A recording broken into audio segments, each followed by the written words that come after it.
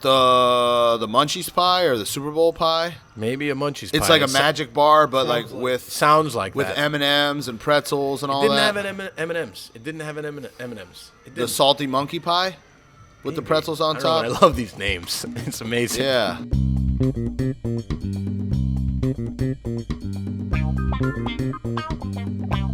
Welcome to a new episode of Pan Con Podcast. I am Nick Jiménez, and I am joined by alleged chef, 8th grade basketball MVP, and Averett University's most renowned ascot designer. Yep.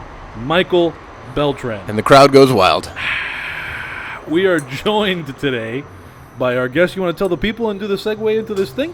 The man commonly known as Fireman Derek himself, Derek Kaplan. And we put in the... Thank you. Yeah. Long-time listener, first-time caller. Oh, yeah? Yeah. No, I don't believe that at all. Not for a second. I don't believe that for a second. He walked in and said, what's the name of this thing again? I don't know. But before we get into our conversation with Derek Kaplan of Fireman Derek's Bakery, here is a sponsored segment from people who gave us money.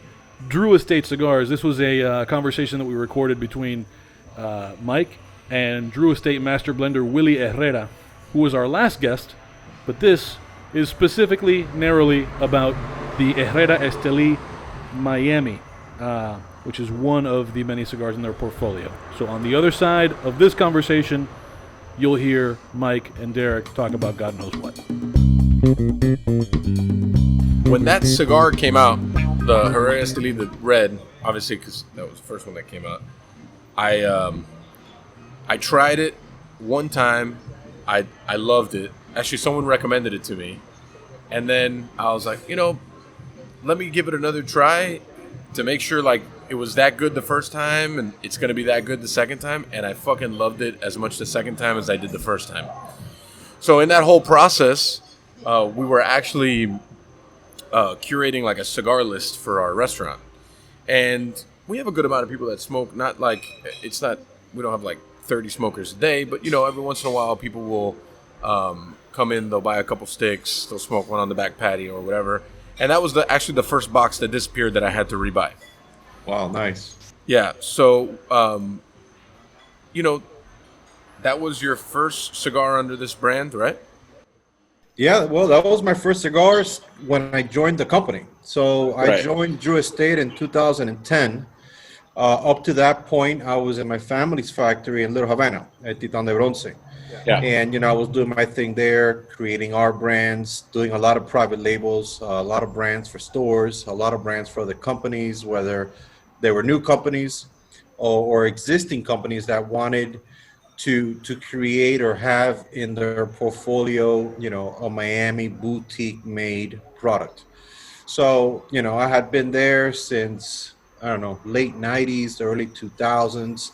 And, I went through that whole boom of that, that craze of, boutique cigars and, all these little factories in Miami and Little Havana.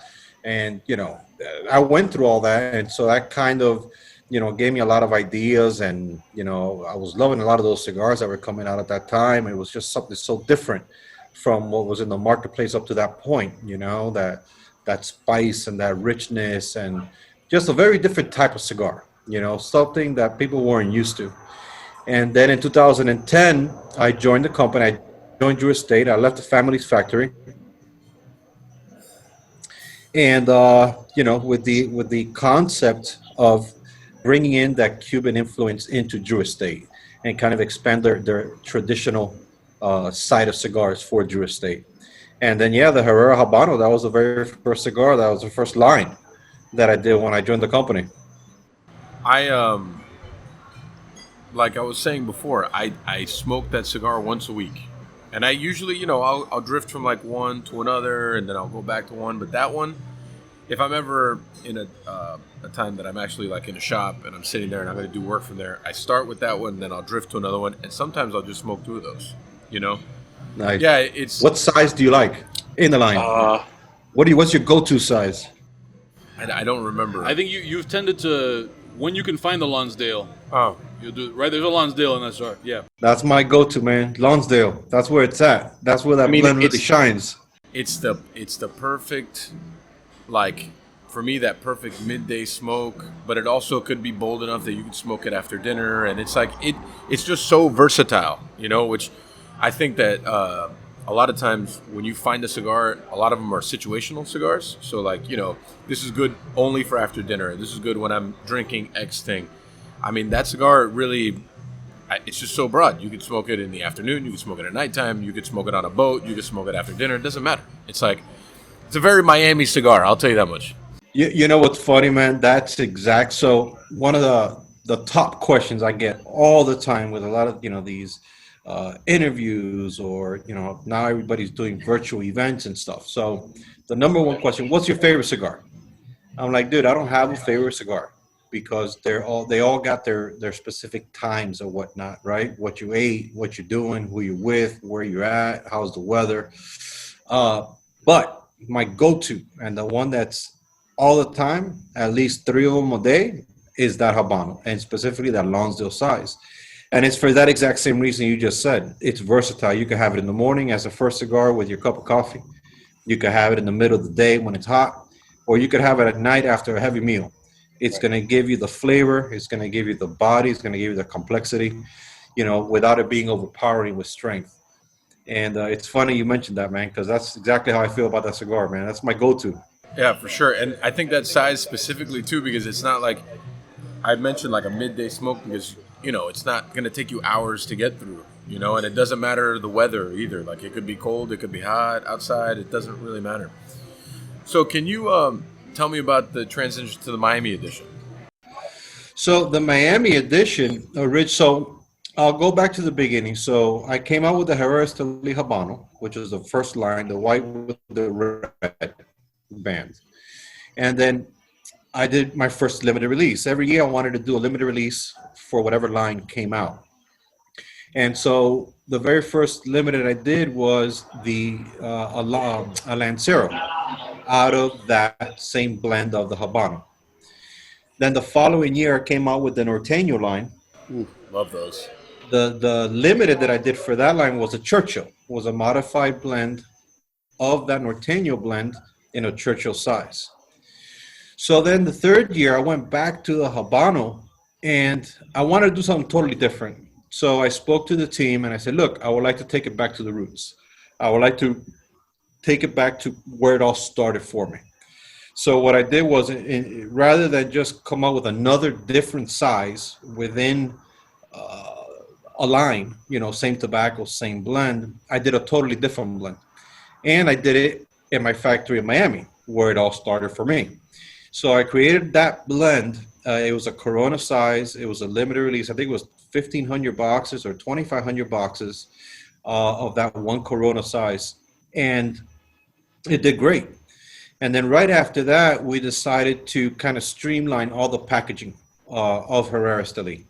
I had a new line at that point, but everything was all over the place. Depending on the line, some were 10 count. Then you had bundles, you had 50 count. It was just all over the place, and it was very confusing. The boxes were very different from each other, from line to line. So a lot of times, I would be at a store and I'd talk to someone about, say, the Norteño, and they had no clue that was even a Drew Estate product or within the Herrera family. So we repackaged everything, kind of streamlined everything, same style packaging. And at that point, the line had done so well, or the cigar had done so well, that we decided to make a whole line out of it. And we added all the additional 4 sizes. So you have all 5 across all the brands. Now, at this point, it's the Habano, the Norteño, the Brazil, and the Miami. And they're all still made in Miami. So they're all unique to Miami, blended with the tobaccos that we use in our factory here in Little Havana. Do you think that it's like more intriguing for the clientele outside of Miami, the fact that it's like a Miami edition? Well, the deal with Miami cigars in general that are made in Miami is, there's a certain romance of a tiny little factory in Miami, this boutique little factory where they're not mass producing, thousands and thousands of cigars a day. And, people want to experience that And, the fact that you're in Miami, you don't have to, fly to Central America, fly to Dominican Republic, or wherever else there's factories. A lot of people have layovers in Miami. A lot of people stop here to go on cruise ships. A lot of people stop here on overnight flights to fly out somewhere else. A lot of people fly in to go down to the Keys. So we get a lot of those people stopping by to visit. Oh, man, this is a real factory. Look at the rollers. Look at the tobacco. Look how cigars are made. So it's got that certain romance, man, that, you can't get unless you get some kind of tour in one of these bigger factories outside of Miami. Yeah, I grew up down the street from your factory. I grew up on 23rd and 18th. So right down the street. And my grandparents still live there. I mean, they've been there for like 45 years. Pretty wild. Wow. Yeah, that neighborhood for me is very special. We've gone through, you name it, man. We've gone through it, dude. I remember back in the day, during the festival in Calle Ocha, I'd be there in the shop, and it was just different times, man. And we're back. Now I hope everyone goes to buy lots and lots of cigars. Please do that. We need the metric to be very good. Speaking of which, thanks to Derek for these other cigars. We're Yeah. smoking some Davidoffs that Derek brought. This is tremendous. I know. This is like such a day. Derek's smoking a Davidoff, having a martini. I don't even know where the fuck I am right now. This is amazing. I feel like we've made it. Yeah, I know. This is intense. Derek, what's up, man? Just riding the wave of what's going on in the world. Yeah. One day at a time. It's been quite a fucking wave. So before we get into all the things and the talking shit that we do, I think you have a pretty amazing story. So for our listeners in Salina that aren't familiar with Miami, let's give a little bit of context of how Fireman Derek's Pies came about and how you kind of got to where you are now, which is incredibly well known, serving incredibly delicious things. Thanks, buddy. Well, thank you very much for the compliment. And, I always loved to cook. Growing up, I started cooking for myself around like 14 or 15. And after a while, I was like, all right, well, I need to start making dessert. And naturally, key lime pie was not only one of my favorites, but I think it was already designated as the state pie by then. Mm-hmm. And I started with key lime pie, just doing it in high school in the kitchen. And, doing high school things like, getting stoned with your friends. You got the munchies, you make some pies. Wow. I wish you were my friend in high school. Yeah. Fuck. Jeez. We're eating cereal and fucking nothing delicious like that. So, and I just started with key lime pie and kind of ran from there. I, back then I was just doing it for fun. So it wasn't like I knew all the business side of things. So I felt like, all right, I want to be a firefighter. Because I felt, service to the community was important, and I liked a physical job, and I didn't want to sit behind a desk and all that stuff. So I became a fireman, and in the process, I was still learning new flavors of pie, how to make pie crusts, how to bake cakes, cheesecakes, all that stuff. And eventually, enough people that I knew personally, and enough firefighters that I knew all were like, man, everything's really good. So it was easy to start selling it.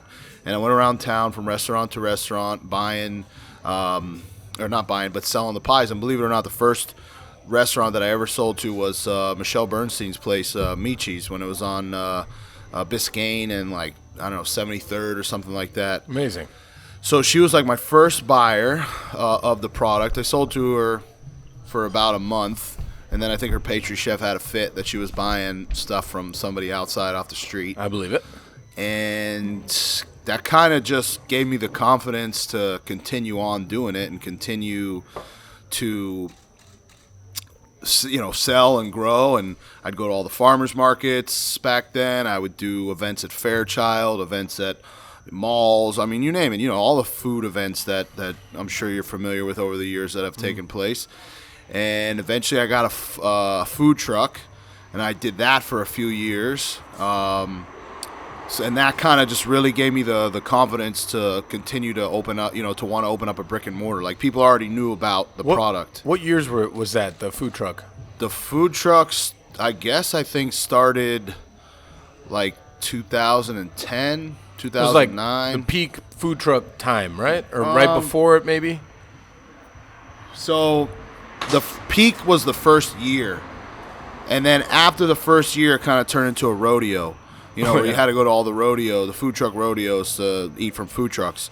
So the first year was crazy. Like, the lines would be an hour, 2 hours long for some of these food trucks, especially when you do some of the bigger events that, some of the more well-known guys around town were throwing.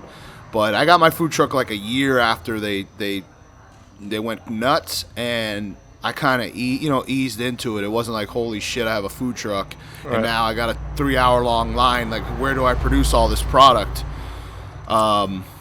And I just kept at it, man. I kept going to all the different events around town. I kept learning. I kept baking new stuff, new flavors, cakes, cheesecakes, cookies, brownies. I mean, I make, savory stuff too. Pot pie. Yeah, the pot pie. I have fucked plenty of those up. Yeah, Yeah. man, those things are good, man. Yeah, Really they're fucking good. delicious. Yeah, thank you. I'm making ice cream now. I graduated from Penn State's ice cream school. Amazing. So yeah, I went up there and took their course, and just kept at it. Just kept working at it, man. Like, I put in 100-hour work weeks, and that's, if you want it. I mean, that's how you gotta. That's how it comes about. That's especially in the beginning. You got to put in the time. And so yeah, now there's 2 stores. I have a production kitchen up in Little Haiti area off of 62nd Street, and I'm working on a couple more stores and nationwide shipping and Uber. We're working with a distributor, Chef's Warehouse, so they're distributing the product for us. They distribute. Cool. They distribute up to Tampa is now where they're taking it to. So keep creeping up the state. Yeah, it's kind of in a nutshell what it is. In that time, like, what do you think was the big difference maker? Was there something that happened along that journey that it was like, well, this happened, all right, and then all of a sudden more and more people came, and more and more recognition happened, etc.? I mean, it's a lot of it has to do with consistency. Yeah. Getting your butt up every day and putting in the hours, putting in the time. You have to know how to produce it on a large scale, on a mass quantity scale. You have to figure out which is I think you have to be good at math in order to do that. Yeah. Yeah, like I feel like mathematics is like simple mathematics is very not common. No, and you're not. I don't think you can scale, or you're going to understand how to scale if you don't understand some simple mathematics. Which, Correct. It's not so simple for many. As much as that pains me to say it. It should be something that a lot of people get, but they don't. Yeah, I hear you. But yeah, man, you put in the hours, you put in the time. I mean, listen, it's like anything. You want it. You got to work hard for it. Yeah. And people ask, like, what's the secret? Like, is it there's no real secrets to any of the recipes. The secret is that I make it the same way after the millionth one. It still tastes the same like the first one. Right. And people come back for that. That's why you see places like Chipotle, McDonald's, Starbucks, all those companies that have become big, huge conglomerate companies serving the quantities of food that they're serving and to the amounts of people. Yeah, I mean, consistency is key. That's what makes or breaks your business. All day. Yeah. Consistency, service, hospitality, at least in our thing, it's like, they want that same thing to happen every single time. Yeah. And it makes complete sense that they want it to happen that way every single time. So when they come back the next time, it's the same exact way. Exactly. And it's I've learned a lot in my 5 years here, and one of them was like, we have to make the thing as consistent as possible to keep that guest for a long time. 100%. And I think that's, consistency and efficiency for me kind of go hand in hand, because the more efficient you are, the more consistent you are. So it's always like, and now that beforehand, when we first started, I didn't have the ability to build kitchens because my kitchen was just already there. Sure. So now that I have the ability to build them, every time I'm making some kind of decision, I always ask myself, is this the most efficient, consistent way to put out food? Of course. And it's It's crazy. Yeah. I mean, if you're very smart with the way you do things and the way you build things out, you could be incredibly consistent over and over and over again. But you got to do it from months before you've even opened. Yeah. Well, and you got to keep things simple. That's another concept that people don't understand. Like, for instance, you get a good quality pan, you get a nice quality cut of meat, Yeah. know how to sear it, salt and pepper, and there's 1,000 people that are going to tell you that was the best steak they ever had. And you're doing something very simple. Right. But people appreciate that it's high quality, it tastes exactly how they remember it. Right. You know, like, you're not doing anything fancy, there's no secret recipe. Like, you bought yourself a quality pan, a quality piece of meat, some good salt, you know, some quality pepper, and you know how to sear things properly. And Well, I mean, and I think a lot goes into, like, actual technique, you know? Like, of course. And you need to know how to really cook to actually use, like, proper technique. So cooking over a live fire, you know, searing properly, seasoning properly. For sure. All those things are fundamental cooking skills that a lot of people skip. Well, in my opinion, those are the basic kind of equations, the basic math, or, you know, the mathematic equations of building a solid foundation. You know, and you know, you asked how I got here. I mean, you know, and that's kind of it, man. Just using, you know, keeping things simple. The most popular flavors of ice cream in the United States, sales-wise, every year are vanilla and chocolate. Yes. They make every flavor you could possibly imagine, and most people buy vanilla and chocolate. What ice do you cream. buy?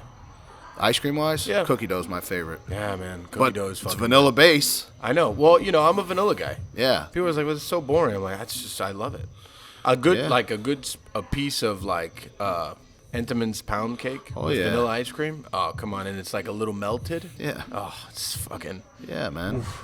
man. But how That's- simple is that? I know, but that's like, to me, like, simple food is always the best. Of course. You know, Of course. I mean, I think there's a way to execute higher level, complicated food, and it seems simple, without like adorning the plate and all the smoke and mirrors. I think there's a lot of ways to do that, and that Sure. always lands in proper cooking technique with interesting flavor profile and high end product. Of course. You know, so, you know, but at the end of the day, it always goes back to like simple food.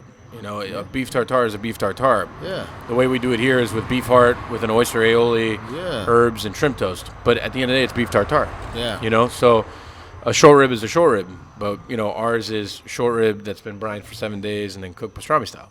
It's just taking something that is simple and then just manipulating it to a way that is more elevated, I think is like a cross between both. Because, you know, I also feel like when things are very simple, you have nowhere to hide, right? And that's why people often fail when they try to do simple and they don't know what the fuck they're doing. They have nowhere to hide. So Yeah. if your product is trash, everyone's going to know your product is trash. So if you bought a shit steak that day and you bought a bad pan that day, people will know. Oh, 100%. know? But that separates, I think that's what separates people that actually care about what they're doing. Sure. And want to serve you the finest quality product there is. Like, your restaurant, your bakery, whatever, is being patronized for your understanding of how to, you know, cook and serve food or baked goods, right? Like, you know, properly and consistently. So if you're not doing that, like, I don't really know what you fucking expect at that point. Right. It's like, what you think people are going to keep coming back? Well, it goes, and I think for us also the further step is hospitality too. It's like, you know, Sure. in that serving, putting a smile on, engaging with a guest, making the guest feel like they're number one and getting them back. For sure. You know, there's plenty of good bakeries I've been to that the fucking hospitality is trash, and if the food is even somewhat good, I'm still not going back. Yeah. You know, I know, like, I don't like that. I mean, I personally run our businesses to have great hospitality all Yeah. the time. So it's like, I feel like those are like the key components: consistency, you know, your product and the hospitality. 100%. Yeah. It's an experience. For sure. You know, you gotta sell the the vibe of the place and the Sure. experience of the place. And Well, I've seen Derek's is right across from Chuck's, so I've Yeah. seen how it evolved from like day one and it's, it's evolved a lot. Yeah. I think the bones of it are the same. Like where the case is the same, but like the things you did with the walls and what you did with the awning and the whole thing. It's just like it's supposed to be more engaging.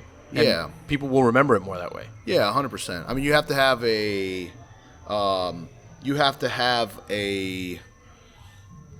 don't know if lifestyle element is the right word or right, Oh, I get it. but something that is part of the experience, that people can say, I'm at Fireman Derek's, and they take a photo in front of the wall with their piece of pie or their piece of cake or something. Like people post that online all the time, and I say online like Instagram and those type of platforms, and then we repost them. So it's, we sell a happy experience. Yeah. You know what I mean? The product is you're eating dessert, which I feel like should always be a happy experience, and just the look and the vibe of the place and the way people greet you and the look of everything. I mean, super, super important, 100%.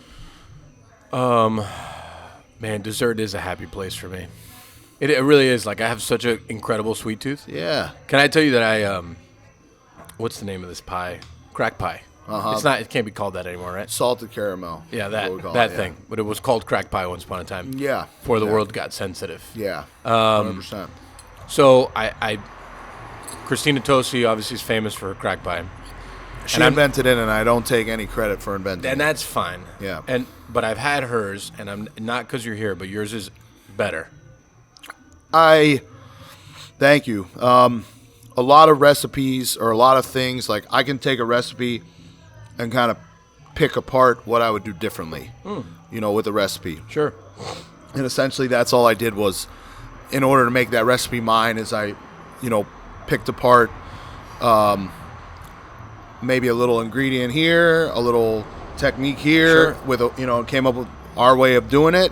And the reason I started making it is because I don't know if you've ever heard of this chef. His name's Michael Saperstein. Yeah, I know Saperstein. Yeah, he he does Sunshine Provisions. Oh, and, yeah. We have a history. yeah, Rebel House up in Oh, Boca. Yeah, we got a history, me and Mike. Yeah. Are we gonna get into that? I don't know. I'm trying to change in 2021, okay? Yeah. Yeah. So he cut the recipe out of Bon Appetit magazine, brought it over to my commissary, and was like, because I was already selling him some other stuff, and he was like, "Can you make this pie?" I'm like, "Yeah, sure, man. I'll make this pie, whatever you want." I mean, at that time, I was really into experimenting and trying new things and learning new things. So I said, "Sure," and it just kind of took off. I mean, salted caramel got big in general. Just that flavor profile got That's one of my huge. top 3, though. Huh? Yeah. Salted caramel. I could eat Yeah. a metric fuck ton of salted caramel anything. Yeah. So I started making it for him, and then people really liked it. So it's why wouldn't I sell it? Right. It was easy. It was an easy sale. And listen, taking nothing away from her because her stuff is amazing. Yeah. But yeah, I like Derek's more. It's just Thank you. but also when it comes to pie, I'm a very simple pie guy. I don't like very complicated pies. Yeah. So key lime pie, coconut cream pie, the simple pies. I'm not a big fruit pie guy. Yeah. I do like them, but I'll never go that way. Our pastry chef, Devin, she makes a passion fruit pie that is fucking unbelievable. Yeah. Incredible. But then also, and I'll save the rest of my questions this or that, but because I know you guys have cakes and you're well known for your cakes too. Are you a cake or a pie guy?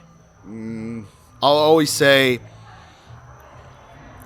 a pie guy, but I sell so much cake that it's hard to not love it? It's hard to it's hard to pick a designation. I would say that at this point I'm a dessert guy. I'll take that's a good guy to be. Yeah. I'm Yeah. a dessert guy. It's a good guy. Yeah. It's a good guy to be a dessert guy. Love Yeah, that. and then we have the cookies are popular, the cheesecakes are popular, the flans are popular, the bread pudding. So it's hit or miss with the bread pudding in the sense of sometimes it's like when bread pudding's in style, it's like, yeah, people want bread pudding. You like bread? Do you like bread pudding personally? Yeah, I do. I do like bread pudding. It's like one of my least sweets that I like. Like if I had to choose between like a bowl of ice cream or bread pudding, I'm picking a bowl of ice cream. Oh, 100%. But what about hot bread pudding with ice cream on top? Nah. I mean, you can't I'm go not wrong saying with that. I'm not. Listen, it's like I'm not turning her down. I'm just saying. Yeah. Like if I had to choose one, I'd be like, I'd rather just a bowl of ice cream. Yeah. I just like the bread pudding thing to me. I honestly like savory bread pudding more than I like sweet bread pudding. I could see that. Yeah, like when I was with Norman, we did a savory bread pudding, cornbread and foie bread pudding with quail, and it was so fucking good. Yeah, I believe so that. good. Maybe I have a skewed idea of what Miami likes. But the question that I was asking him just out of curiosity was, how much of his business is pie? Because I personally prefer pie, but I've never thought of Miami as being a pie town. Well, I know me. Whenever people tell me like I went to Derek's, I'm like, all right, cool. What'd you get? I hear more often cake than I do pie.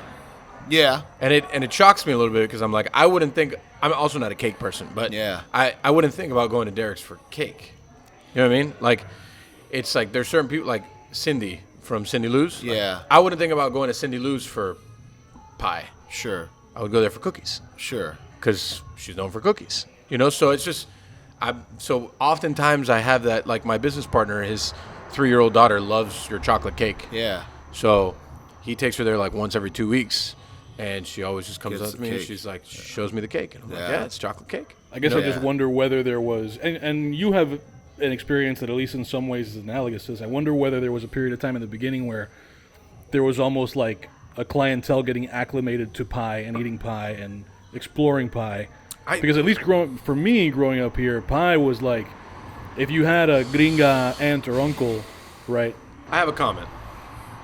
I think more often than not, we hear the term that Miami is not a certain thing without actually having a proper representation of that, right? Fair, yeah. So saying that Miami's not a pie town, but not having a proper pie place, isn't giving it a proper opportunity to be a pie town. Well, but Yeah. but I think there's, it maybe. But Yeah, no, I I'm mean- not saying why it's not a Well, pie town, I or even I wonder whether you'd agree that it wasn't a pie town before you showed up, or maybe it still isn't. I mean, I think that people take things out of context. And I say that from a standpoint of, like, if you look at New York City, right? New York City has been around for so much longer of a period of time. And their first wave of immigrants came in, in the early 1900s, in the 1800s and the 1900s, that brought, all kinds of different culture to that city and all different kinds of food and things like that. Whereas, Miami really didn't get even developed till the early 1900s. And then as it grew, it kind of grew into a retirement village for a lot of people. And then, in the 60s and 70s, you had this huge influx of Cubans. And then so on and so forth, all the other different cultures. So, Miami, I feel it's in the process of hitting its stride when it comes to all the different culture of food and arts and all that, all that type of stuff, entertainment.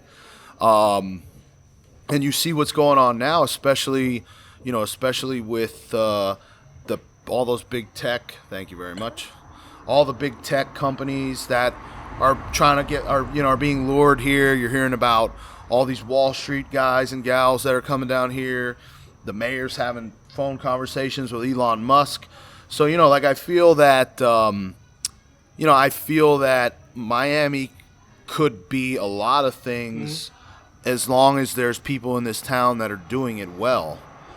I don't think Miami's like, no, we don't want that. I think Miami look, they talk about how Miami fans are fair weather fans, right? The Dolphins fans, Heat That's fans, not true. Canes fans. Well, but to the point I'm trying to make is that, and then you see when they're winning and there's fucking tons of fans. All of a sudden they have all these fans. Miami loves a winner, man. You know what I'm saying? Like they if you want their attention, you have to be really good, really good, great at what you do. Yeah, I'll say one thing about Dolphins fans, just because we're just like a little under the bus here. But like we talked about before we started recording, the Dolphins have not been to a Super Bowl since 1984. Yeah. People could fact check me, but I think I'm accurate. And there are still Dolphin fans. I think we've won like 3 World Series, 4 NBA championships. We have a soccer team now. Things. But they're still Dolphin fans. it's a football town. It's a football team. Yeah, but imagine if they were winning, how many Dolphins Oh, fans no, there I would mean, be. forget about Of it. course. We would have to paint restaurants fucking teal and orange. Yeah. Yeah. You know. So I guess my point was not to, put Miami down as a pie place, but what was more curious. Damn you, Nick. And also curious about whether you two share any of this experience with. I know for you, like you have people come into Ariete and experience a lot of shit for the first time.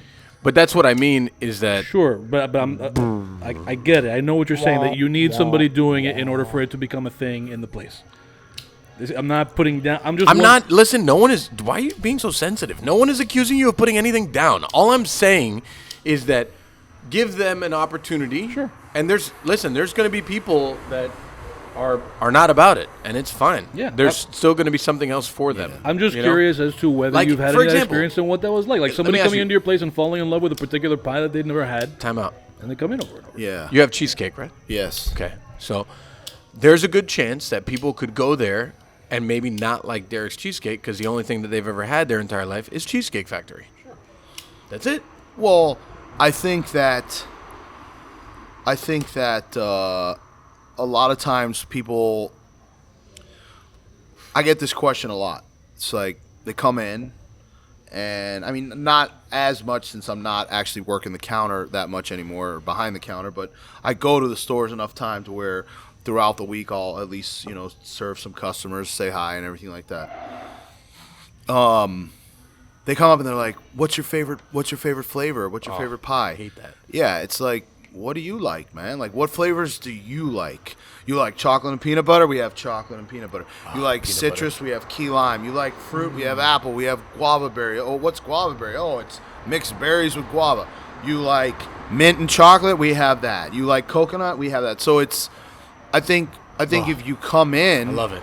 yeah, if you come in with the expectation of the person behind the counter is going to tell you what to order, I think you kind of do yourself a disservice as opposed to saying, I'm a fucking chocolate and peanut butter guy. What do you have to that chocolate and peanut butter? Oh, we have our chocolate peanut butter pie. Let me get a piece of that. And then you're actually trying a flavor that you already know and love, but just done by a different artist. Sure. You've never had that artist's rendition of it. So, I think that's I think that's where, like, if you go into a place, you don't come here, and if you've never had, you love short rib, right? You love short rib. You've never had the short rib here, but you love short rib, but you decide to order the monkfish. It's like, I love that dish too. whoa, but you know what I mean? Like, why would you order it? You go try the short rib there. Right. You try the short rib first, you come back for the monkfish. Yeah. Right. It's like, that's how I approach all new places I go to. Like, I'll have what they're known for first, or like what my my palate wants. Sure. And then if it's what lines up, then that's cool. And then I'll come back for like the weird shit. If there's like weird flavors, like, I mean, how many people come in and order the cookie? It's the cookie pie, right? It's like The Nutella stuffed cookie? No. Isn't there a The pie? Cookie Monster. The pie that's got all the things. It's got all like pretzels and cookies and shit. I remember when I used to eat that one a lot. It's got a chocolate crust.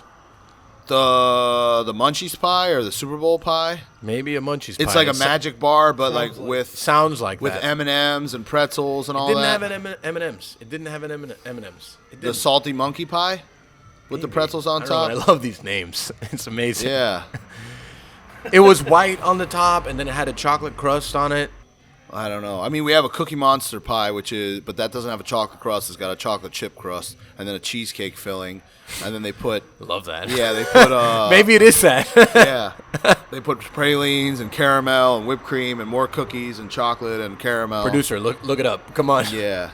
I'm telling you, this was I don't know. I fucked up a lot of those things, man. Yeah. Is it Cookie Monster pie? Cookie Monster. No, that's not it.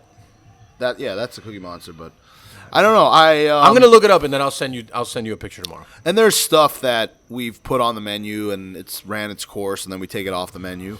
That's another thing. That's another part of business too. Is the longer you've been doing it, you know what sells and you know what doesn't sell. Yeah, for sure. And why are you going to keep something on your shelf that's not selling? You gotta adjust. Yeah, Always. So sometimes people will come in and I'll get comments from the staff like, "Oh, today 3 people, they asked for this pie," and it's like, yeah, except those are the only 3 people that are asking for it. Right. So Yeah, I feel like as a chef, sometimes you have those menu items you want to like drive in. yeah, So even if they don't sell, you stay consistent because it represents your brand and like who you are. Yeah. Like our foie dish is that, like we'll go days that we don't sell any, and then we'll go Friday night and we'll sell 10 large foies. Sure. You know what I mean? So it's one of those things that it all depends on the clientele, but yeah, you have to adjust your menu. You have to move, you have to pivot with whatever happens. Well, I take a very simplistic approach, which a lot of people, I don't think they comprehend it. I mean, not my approach, but just the approach in general. If somebody came to me tomorrow and said, "Derek, we want to buy 20 million key lime pies from you a year. We're going to give you a 10-year contract to produce 20 million key lime pies. You're going to profit $2 off each key lime pie. Where do I sign?" And that's the only pie I produce. Where do I sign? You know what I mean? And people, if you think in that mentality, it makes you pick a menu that you can duplicate that mentality over and over and over with. And another thing that people don't understand too or comprehend is that there's 350 million people that live in the United States of America. I mean, there's 325 per the census, but I mean, come on, there's at least 20 million people here that are not registered. Sure. And I'm not saying anything derogatory or negative about any of them. Just let's say 350 is the number, right? Undocumented people eat pie too. Yeah. They also listen to this podcast. They love pie. Do they? I'm sure Yeah. they do. We are the #1 chef-driven podcast based in Miami among undocumented Americans. Yeah. I wear that as a badge of honor. So, and they all eat at least 3 to 4 times a day. Mm-hmm. So when you start thinking about those numbers and you compound that, and you multiply that by how many days there are in a year, I mean, well, that number, 20 million is insignificant, Right. And I think if that's how I've always, the lines of which I've always thought, from, put the pies that are on the menu, how easy they are to mass produce, and mass produce in high quality, not, cut your quality and go to shit. That's where it gets complicated, right? Not really, in my opinion. Today they have so much technology. Yes. Machinery-wise, Yes. Storage-wise. There's really no excuse. I mean, the only excuse would be if your costs get out of control, from a standpoint of bringing in that, whatever product it is. But if you're producing in mass quantity, I mean, you're dictating your costs for the most part. So, you stay ahead of it. You don't become, you're at the mercy of these big food purveyors, but you're also not at the mercy of these big food purveyors because there's a few of them in town, and they're all competing for your business. Right. And Well, at the end of the day, they work for you. yeah, they do, but you have to get to a certain point where they also respect you. Sure. And from a standpoint of like, yeah, this is a great customer, and I'm not going to fuck around with them. Well, I also, that's interesting because, man, it takes a lot of coaching to get like the younger chefs to understand this stuff. But when you sit at a table with a large company, mass commodity purveyor, or whatever it may be, you have to come prepared mentally. Sure. So you know what the fuck you're talking about. You know what you need. You're very, very black and white about things, so you can get exactly what you want out of it. Sure. You can't just come like huffing and puffing like, I want the best prices. Like, that doesn't mean shit. Yeah. I paid this. I need to pay that. I paid this before. I need to pay that. Your service was bad here. I need it to be this. Like, you just need to come correct. Yeah. Because even if you don't have the brand awareness to know like they're coming in and like my brand is huge, they still want your money, they still want your commission, they still want all that shit. Of course. So the more prepared you are from a chef perspective or an operator perspective of all those things, the better you're going to be. Yeah. And it's like, I think that's where a lot of people miss the boat. Like, if you stop watching all these losers, the purveyor people, they're just going to quarter here, a nickel here, a quarter here, and then slowly but surely after 6 months, your prices are going to be astronomical, and you don't know why. For sure. It's because you weren't watching. For sure. So, you know, I have a very, like, love-hate relationship with, like, purveyors, because my thing is, why do you need me to be on top of you for you to look out for the business that's providing for you, right? Yeah. I know that it's my job, but now if 6 months pass and something happens and all of a sudden I'm like, well, what the fuck? Everything went up 20%. Now your job is in jeopardy because I'm going to start shopping you around. I'm honest with them from the jump. Me too. I tell them I'm not loyal to any of you. I'm loyal to love whoever that. is giving me the best price. I love that. And none of them, nobody's offended by it. Like, they totally understand. But I look at them, and these are, you know, some of these guys are guys that have had, you know, 5, 6, 7, 8, 9, 10-year relationships with. Right. And it's like, look, my loyalty is to who's giving me the best price. It's not to you. It doesn't mean I don't value your friendship, acquaintanceship, whatever you want to call it. Yeah.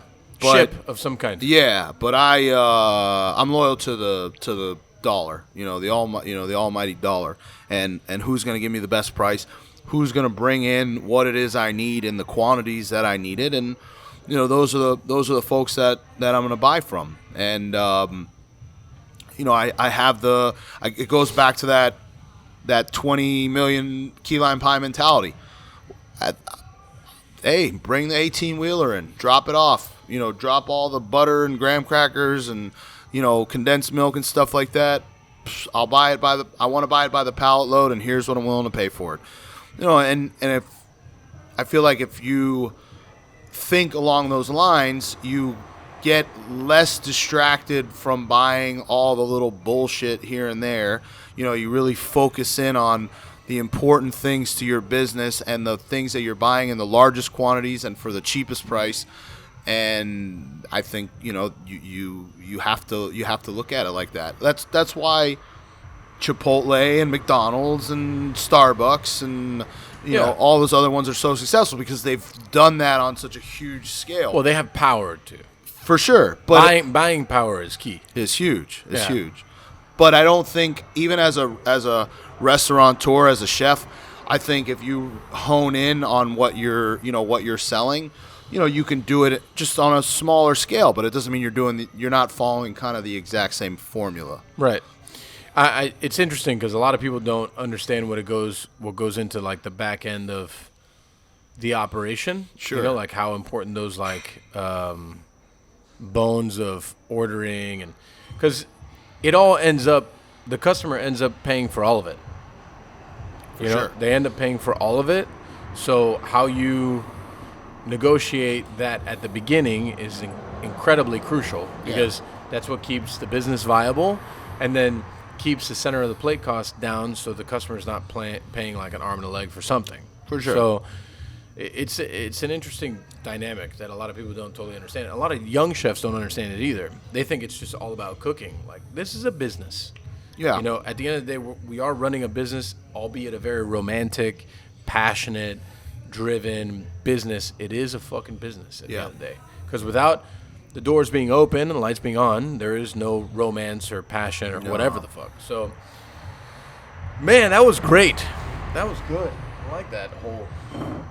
I love talking about business. Well, I think that's where a lot of chefs and investors in chefs get it kind of twisted or don't understand it. You know what I mean? Like, you have these great chefs who are super talented that have no clue business sense, and then you get in with somebody who's your investor or whatever, and they don't know anything about cooking. They only know about money and the way to run a business. And if you guys work well together, and you're honest and you're trustworthy, and you have the same goal and the same vision, then you can be very successful. It's where, you know, you get people that are highly talented that get with, you know, shitty, greedy businessmen, or you're, you know, the other way around. You invest in somebody who just doesn't have the work ethic and you know, the understanding that, hey, look, this is a business and we have to run it like a business. You can't go out and buy $1,000 worth of fucking truffles that are going to sit in the refrigerator and go bad, you know, or any crazy product like that. Like, We buy truffles. well, but you know what I'm saying. I mean, $500 a yeah, week. you know what I mean. But you have a lot of people that I'm sure buy it and have no clue what to do with it. They just see it as something sexy that they're buying. Yeah, we have a $22 soup on the menu because it has truffles. Yeah. So, but you know, that stuff's all key. You know, you have to have a good. You know, you have to work well. You have, you know, have the synergy with whoever your business partners are. I think that interesting relationship between financial investors and chefs, if that was more thought out between the both of them, Sure. I think more restaurants would stay open. And I understand why that relationship isn't always well thought out, because, you know, what we do is like a passion. Someone wants to give you money to open something up. I mean, I was there and I went through a shit time too. Yeah. And then you find a partner that hopefully understands you, which I'm very lucky to be there. Sure. But it's like, it's tough to find. It's not always, and then both sides understand each other, right? Like, Sure. For the chef to understand the business side, and then the business side to understand the chef side, or operation side, however you want to paint that picture, is incredibly rare. Yeah. You know what I mean? Yeah. So I think how I tell people all the time is, like, you need to think about the business from who you are partnering with to the foundation of what your lease looks like to what the long-term vision of your business is like. This isn't just about, like, I want to cook great food. Sure, but cooking the food is almost second nature to us. It's easy to us, I think, at this point. Sometimes some is better than others, but, like, the reality of it is the food can be great, but if the business model is not great, you will fail and you will close. Yeah. Well, one of the things that I don't understand about chefs, and I'm not putting all the blame on chefs. I mean, I'm sure business partners have something to do with it too. Is We have a lot of blame, too. the chefs? Yeah, we do. Well, so the part, like, one of the things that I don't necessarily understand is you open up a restaurant, you nail the menu, you nail your pricing, your ambiance, your customer service, all that stuff. And then, like, 2 or 3 years later, or maybe shorter, or maybe longer, whatever, you go and you open up another fucking restaurant doing a whole different type of cuisine, right? And then, before you know it, you've spread yourself too thin. You're managing this cuisine, you're managing that kind of cuisine, you're managing that kind of cuisine. And, I mean, let's be honest, everybody's heard the saying, master of none, or you know, what's the other saying? Jack of all trades, master of none. Yeah, jack of all trades, master of none. And, you know, and then you see, like, chefs who have this talent who I guess have either saw the money, or they saw, or it was like an ego thing, or they got bored making the same food over and over and over again. And that, to me, I think is where a lot of guys make the mistake of doing stuff like that, because it's like, what are you bored of? Making money hand over fist? Like, so what? You have to keep cooking the same dishes. I mean, forget about, like, McDonald's and Chipotle, right? Like, oh, those are lower end, hot. But, like, look at a restaurant like Hillstones. I mean, the fucking place is mobbed. 2-hour-long wait. Great. In Coral Gables. And it's been like that for, 20 years? And I'm not saying that it's some master chef food, but the food's high quality, you know, in the sense of, you know, the quality of what they're serving you, the experience is top notch, the way it's managed, you know, the efficiency of everything. And it's like, so imagine if the guy that started Hillstone said, well, fuck this, I'm bored. Instead of opening 50 more Hillstones that are all making 5, 10, 20, whatever it is, $1 million a year, you know, I want to go make Chinese food. So, like, what the fuck? For what? That's a good point. Also, remember that the Hillstone company has, like, several different concepts. I understand that. The Hillstone company has, I believe, 7 different concepts, ranging from super fine dining all the way down to like a taco shop, right? Once you get big enough, you can do that, though. Sure. My thing is, because me as a chef, I'm going through expansion now. Sure. Right? I think when you have one location, as a chef, depending on the size of the restaurant. Now, let's say if the restaurant's, every situation is different, but let's say the restaurant's doing $12 million bucks a year, right? And you're running at a 25% profit margin, right? Which is an incredible place to be. Yeah. If you're doing that, fuck, I mean, that's pretty amazing. You're at the top of the food chain. Right. You probably shouldn't be looking to change that menu much. You probably shouldn't be looking to change that operation much. But chefs, as people, are creative individuals that they want to grow, right? Sure. So then you look at other opportunities. Can you imprint a different concept or a different demographic through something else? Yeah. And I think that's where it happens. Now, where chefs are to blame is when they lose sight of what the goal is, right? The goal is to serve good food at a good price and make people extremely happy, Yes. right? And I think that they lose sight of that sometimes, me included. You know, like, as you build other concepts, you have to put the same energy and parts of yourself into all the concepts. You have to, Which I don't think happens. Which, what'd you say? Which I don't think happens. Which, you're right, it doesn't always happen. Yeah.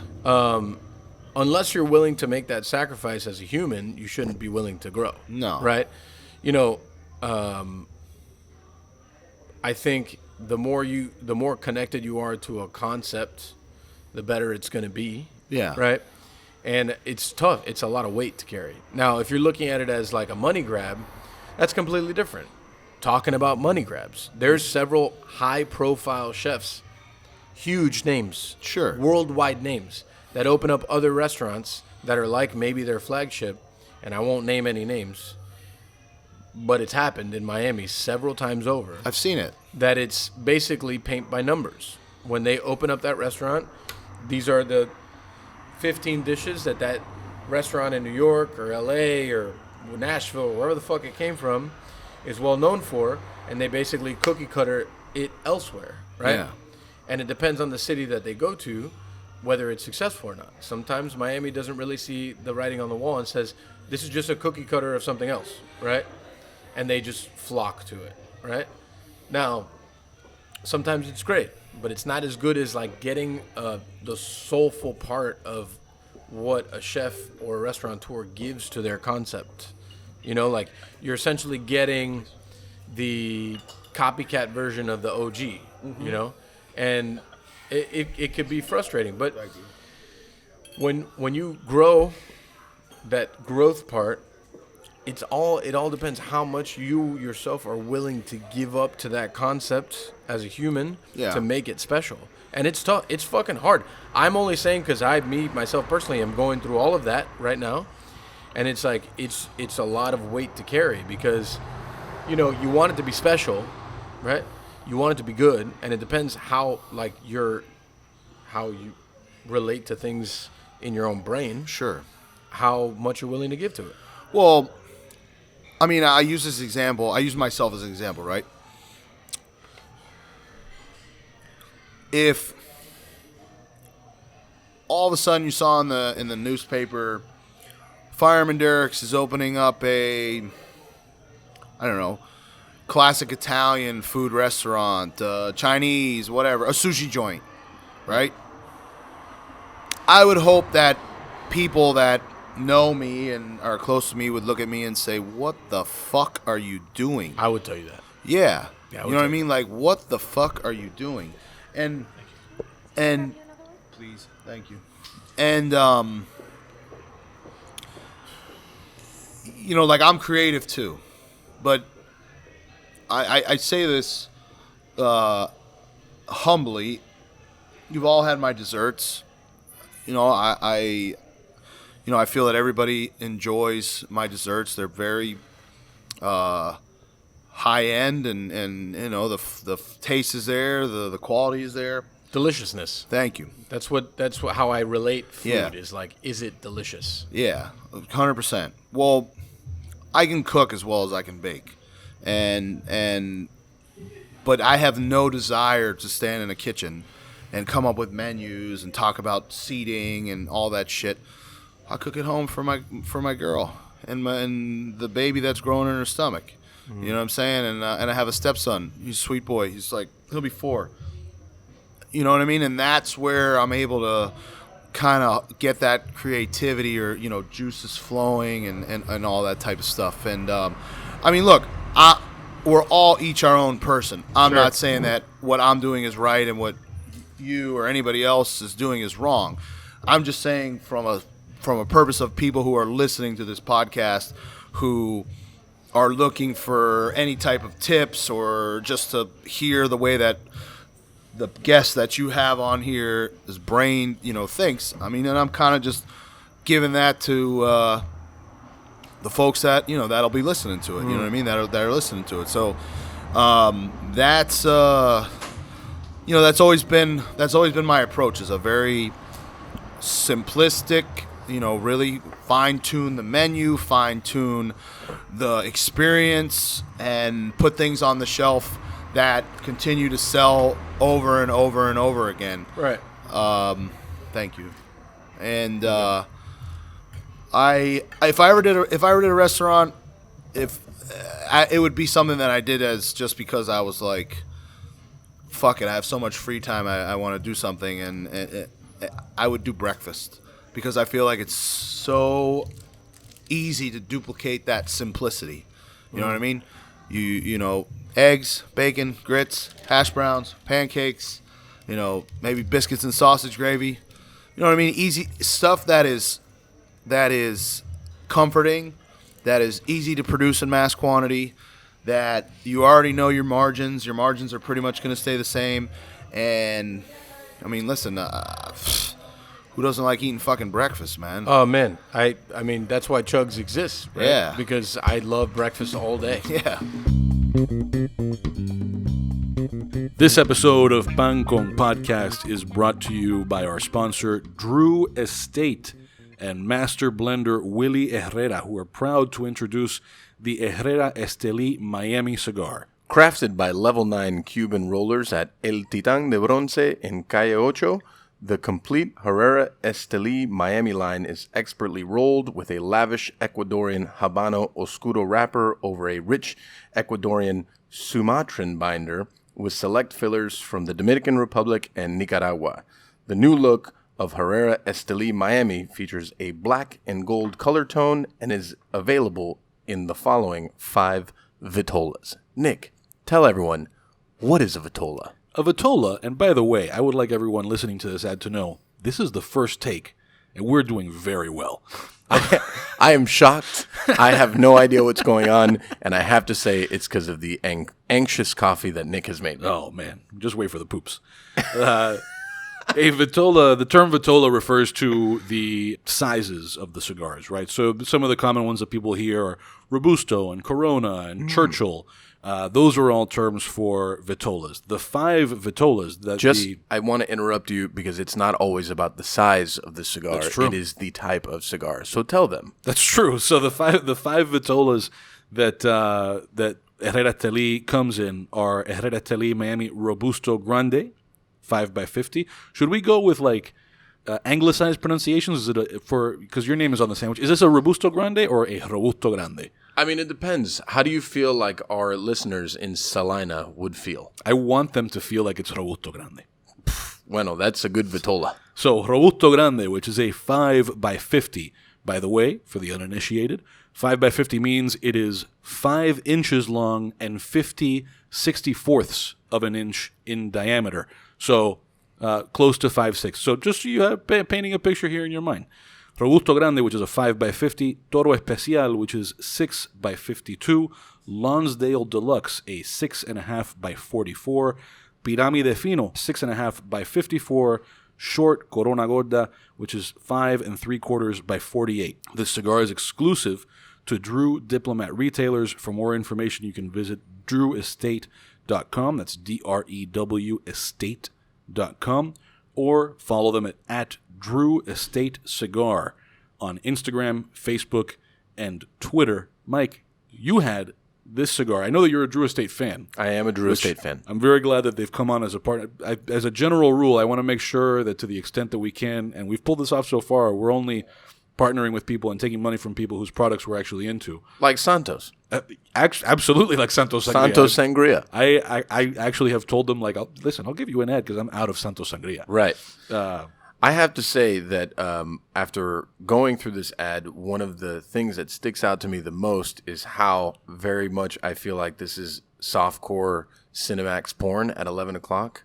Explain to everyone a rich Ecuadorian Sumatran binder, how that doesn't sound very sexual. Listen, I don't know that the people at Drew Estate would object to our selling them as a sexual product. Yeah. But in case anybody's curious about what that even means, so Ecuadorian Sumatran binder. So Sumatran is not a style of... That's the thing. Of sexual style. It's not a sexual style. Got it. I mean, although some people do sexual things with their cigars. All right. Listen, you open this door. Man, we fucked this ad up already. Jeez. No, but Ecuadorian Sumatran. That might sound confusing to people who know their geography because Ecuador and Sumatra are both places. It is a Sumatran binder, meaning that it is a variety of tobacco named for Sumatra, but it was grown in Ecuador. And you see this a lot in cigars where you have an Ecuadorian Connecticut wrapper, which means that it's a Connecticut tobacco variety, but grown in Ecuador. People who listen to this podcast are going to hear us smoke. Pretty soon, we're going to have Willy Herrera, the master blender, on as a guest on the podcast. If you're curious about cigars, that is definitely one you want to tune in for. I have to say that I smoke a pretty good wide range of cigars, and I gravitate towards Drew Estate a lot. I think that how consistent and good those cigars are is like very rare. And we've talked about that a lot. Like, you know, sometimes you'll get a cigar and then it'll be great, and then you go back to get it like 6 months later and it's just not as good. Right. I've never had that experience with Drew Estate stuff, and it's like, I don't know. I've been a fan for a long time, way before they started paying me to say I was a fan. Right. Way before. No, it's true. Yeah. It's true. No, we've been to cigar shops together more than once. You've pointed out Drew Estate things. But that's what I I've smoked that, and that's awesome. The red label Herrera Esteli I smoke every week. Yeah. Every week it'll be the first, like, you know, when I go to one of these places, I'll go, that's the first thing I grab, and then I'll go into something else second if I decide to smoke 2 or 3 that day. So I'm glad you brought that up because I want to make a distinction here. You referenced the one that has the red label on it. Red and gold, yeah. And that's the core Herrera Esteli, which is made in Esteli. Esteli is the Nicaraguan sort of capital of cigar making. The Herrera Esteli Miami that we'd been talking about is actually made, and this is referenced in the copy that we read, but El Titán de Bronce in Little Havana. So this is also a cigar that you want to go after, and I remember I passed this along to one of our friends in the social media sphere who was putting together a list of local businesses, and I said, like, hey, you might want to check out El Titán de Bronce.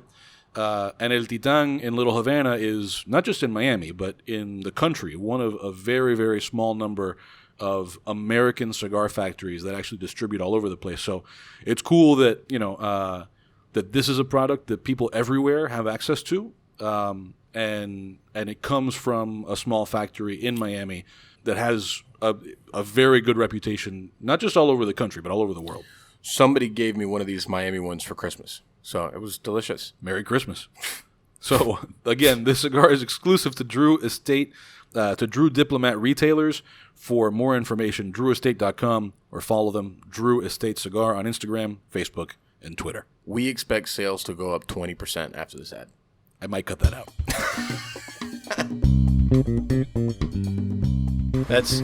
It's interesting you mentioned breakfast because I'm such like a stickler for eggs and how I want my eggs cooked and how I enjoy eggs. So like I literally had a 30-minute conversation with one of the very talented people in my kitchen about how to cook a fried egg. And we had different opinions, but pretty similar. And it was just like,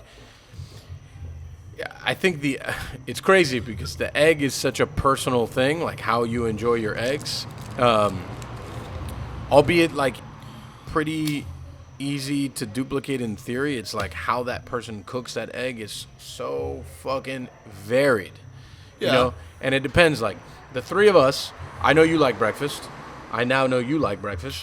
I fucking love breakfast. I can guarantee you that the three of us will scramble our eggs differently. Yeah, but you can systemize it though. And I say that. I mean, at the end of the day, a scrambled egg is going to hit a pan and someone's going to have to cook it. And you cannot control how that human cooks that scrambled egg unless you're standing over their shoulder and watching them. True, but you can systemize the mix, per se. That's true. Yeah, I mean, that's accurate. Like, let's say every single one of your scrambled egg dishes is 3 eggs, right? And you decide that you like putting water in it, or you like putting cream in it to fluff it up or whatever. Right. So, hey, 3 eggs, you can already, like, pre-mix it, weigh out, what 3 eggs weighs out with whatever whatever you mix in. If you throw something in there, I mean, the only difference would be obviously that person understanding how hot or not hot the pan needs to be, and then the medium in which the fat medium in which you cook the scrambled egg.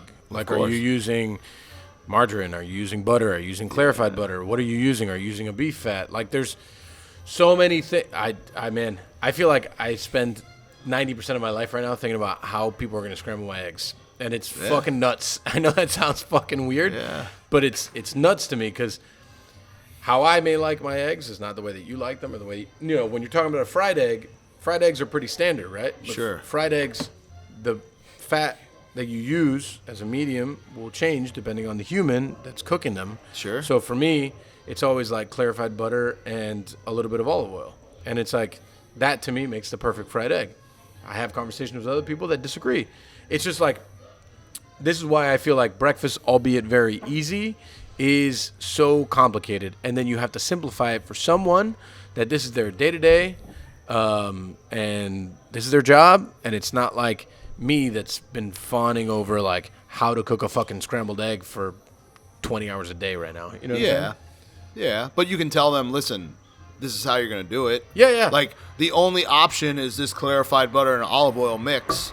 Like, that's if accurate. I catch you using Pam, I'm going to throw you the fuck out of here. Or, canola oil, like, I'm going to throw you the fuck out of here. So I think you have that control. I think for things like grits, like, take, 10 pounds of grits, add whatever the amount of water is, and whatever else you like adding, butter, or any type of cream product. I mean, so I think you can systemize like all that type of stuff. Yeah. I mean, and that's all accurate. Yeah. I mean, that's what makes that builds into the consistency aspect. Of course, systemizing like these are the things that you use. Yeah. This is the fat mix you use to cook that egg and cook that egg and cook these things. Like that's, I mean, and that's kind of like what I mean is. People like us think about it to an exhausting amount so that the other people don't have to think about it. For sure. So this is just the way it is. And then we figured out that this is what we think is the best way to cook it, so you just cook it that way. Well, that's why you're the boss. Yeah, I mean, that's how that works, right? Yeah. Hey, true. this is how you make the fucking milkshakes, like you put this much ice cream, this much milk, and this much of pie. You guys do milkshakes? We pie shakes, cake shakes, cheesecake shakes. I tell people all the time when they ask what kind of milkshakes that we make, I'll tell them, I'm like, you can have any type of milkshake you want. You want an empanada in a milkshake? I'll make you an empanada in a milkshake. That's an interesting milkshake. I don't know what it'll taste like. I'm game for that. Yeah. I'm game. We could try that. Yeah. We could do like a buffalo chicken empanada milkshake. Oh, man, that sounds like a protein shake. Yeah. That might be interesting. A little sweet and salty and spicy Well, mix. but if it was a sweet empanada, then I think we're onto something. Well, it would be like taking a piece of apple pie, like if you made an apple, an apple pie empanada. But or if you whatever. did like a trigo shake, with an apple pie, I think that sounds actually kind of delicious. Yeah, it does. It does. The thing for me is, I want it to be as simple as possible. So it's add a piece of pie. Amen to that. Add this much ice cream, add this much milk. Is it a whole piece of pie in the shake? The pies are a whole piece. The pie shakes get a whole piece of pie. Fuck. The cake shakes get half of a slice of cake, and the cheesecakes get a whole slice of cheesecake. Man, I'm so hungry right now. Yeah. It's incredible. Well, I know- have just such an incredible sweet tooth. It's nuts. I mean, we're not open right now, but I know the guy that has the keys. Pancon Podcast on the road. We'll be right back on the other side of this Drew Estate sponsored ad. If Drew Estate wants to pay for our milkshakes, I am more than happy to take those breaks. Oh man, that's good shit, man. That's good shit. So, other than what was it that I asked Willie? Do you jet ski? Like, what do you do for fun other than yeah? like jet skiing? Do you like jet skiing? I got 3 people hit me up like, why did you ask me if you like jet skiing? I was like, I was out of things. I don't know. I have no idea. Do I like jet skiing? No, I that wasn't a legitimate question. No. What do I do for fun? Man, I mean, honestly, I'm and I know this is gonna sound kind of, I don't know if boring's the right word, but lately I just enjoy learning, man. I just enjoy taking opportunities to learn. I'm born and raised in South Florida, but I was never really taught how to speak Spanish fluently. So, like, I work with a tutor 3 times a week, which is great. Amazing. Yeah, I think it's very important to be fluent in Spanish, especially down here, and especially, like, I've been to...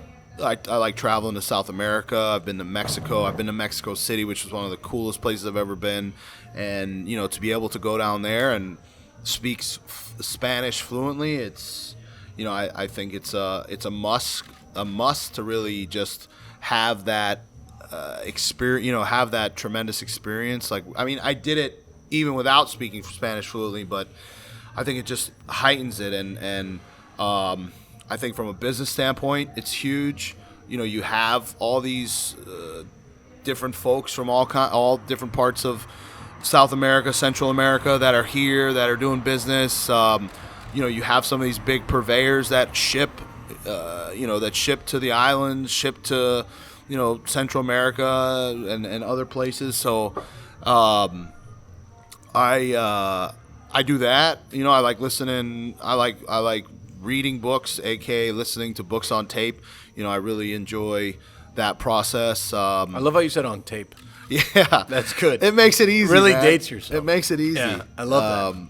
You know, it makes it easy. What else? I just enjoy doing business. You know, and I say that like going to the store, saying hi to people, developing employees. Like I'm doing my job for fun, in the sense of, to me, that's... I understand that 100%. Yeah, that's my fun. Yeah, I mean, people ask me all the time, like, man, you work a lot. I'm like, yeah, but I love my job. Yeah. And I have so much fun doing my job. I like, you know, from all the aspects, even the stressful ones, like the business ones, Sure. like I really do enjoy the business aspect of our work, and kind of like everything it entails. As much as, I wouldn't say as much as, but like the creative chef perspective, like I love that shit too. But I really do love the whole scope of all the work. You know, the dining room on a Friday night at 8:30, working expo, working grill on a Saturday night, working brunch on a Sunday morning, you know, sitting in business meetings, sitting on development meetings, sitting in on design and marketing meetings. Yep. Like, as fucking absolutely draining as it could be, I do love all of it, every aspect of it, you know. And it's crazy, you know, when you finally find a job that you incredibly enjoy. Yeah, it's just part of what you enjoy doing for fun. 100%. You know, so like, what do you do for fun? I go to restaurants. When you go to restaurants, it's part of your job, man. It's like you can learn something or understand something that you don't like about a restaurant or a concept or a dish that you maybe didn't know before. So all that shit is fucking work. Yeah. You know? Well, you're learning. Absolutely. You know, you're taking the time to invest in your trade and you know, and see what other people are doing. Like I when I go travel places, I go to other pie shops. Yeah. You know, I go to other bakeries For sure. just to taste the product. You know, see how they lay things out, display things.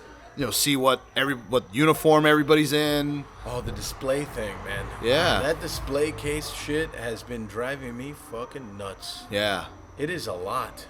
you got to do it right. I know. You know what? A lot of it stems from an experience I had in LA. I went to it was a good diner. It was called All Day Baby, and it was good. All the food was good. the vibe of the place was good, but the display, like the whole like grab and go situation was like so depleted and defunct. Yeah. It bothered me, and it to this day, and that was probably almost 2 years ago now.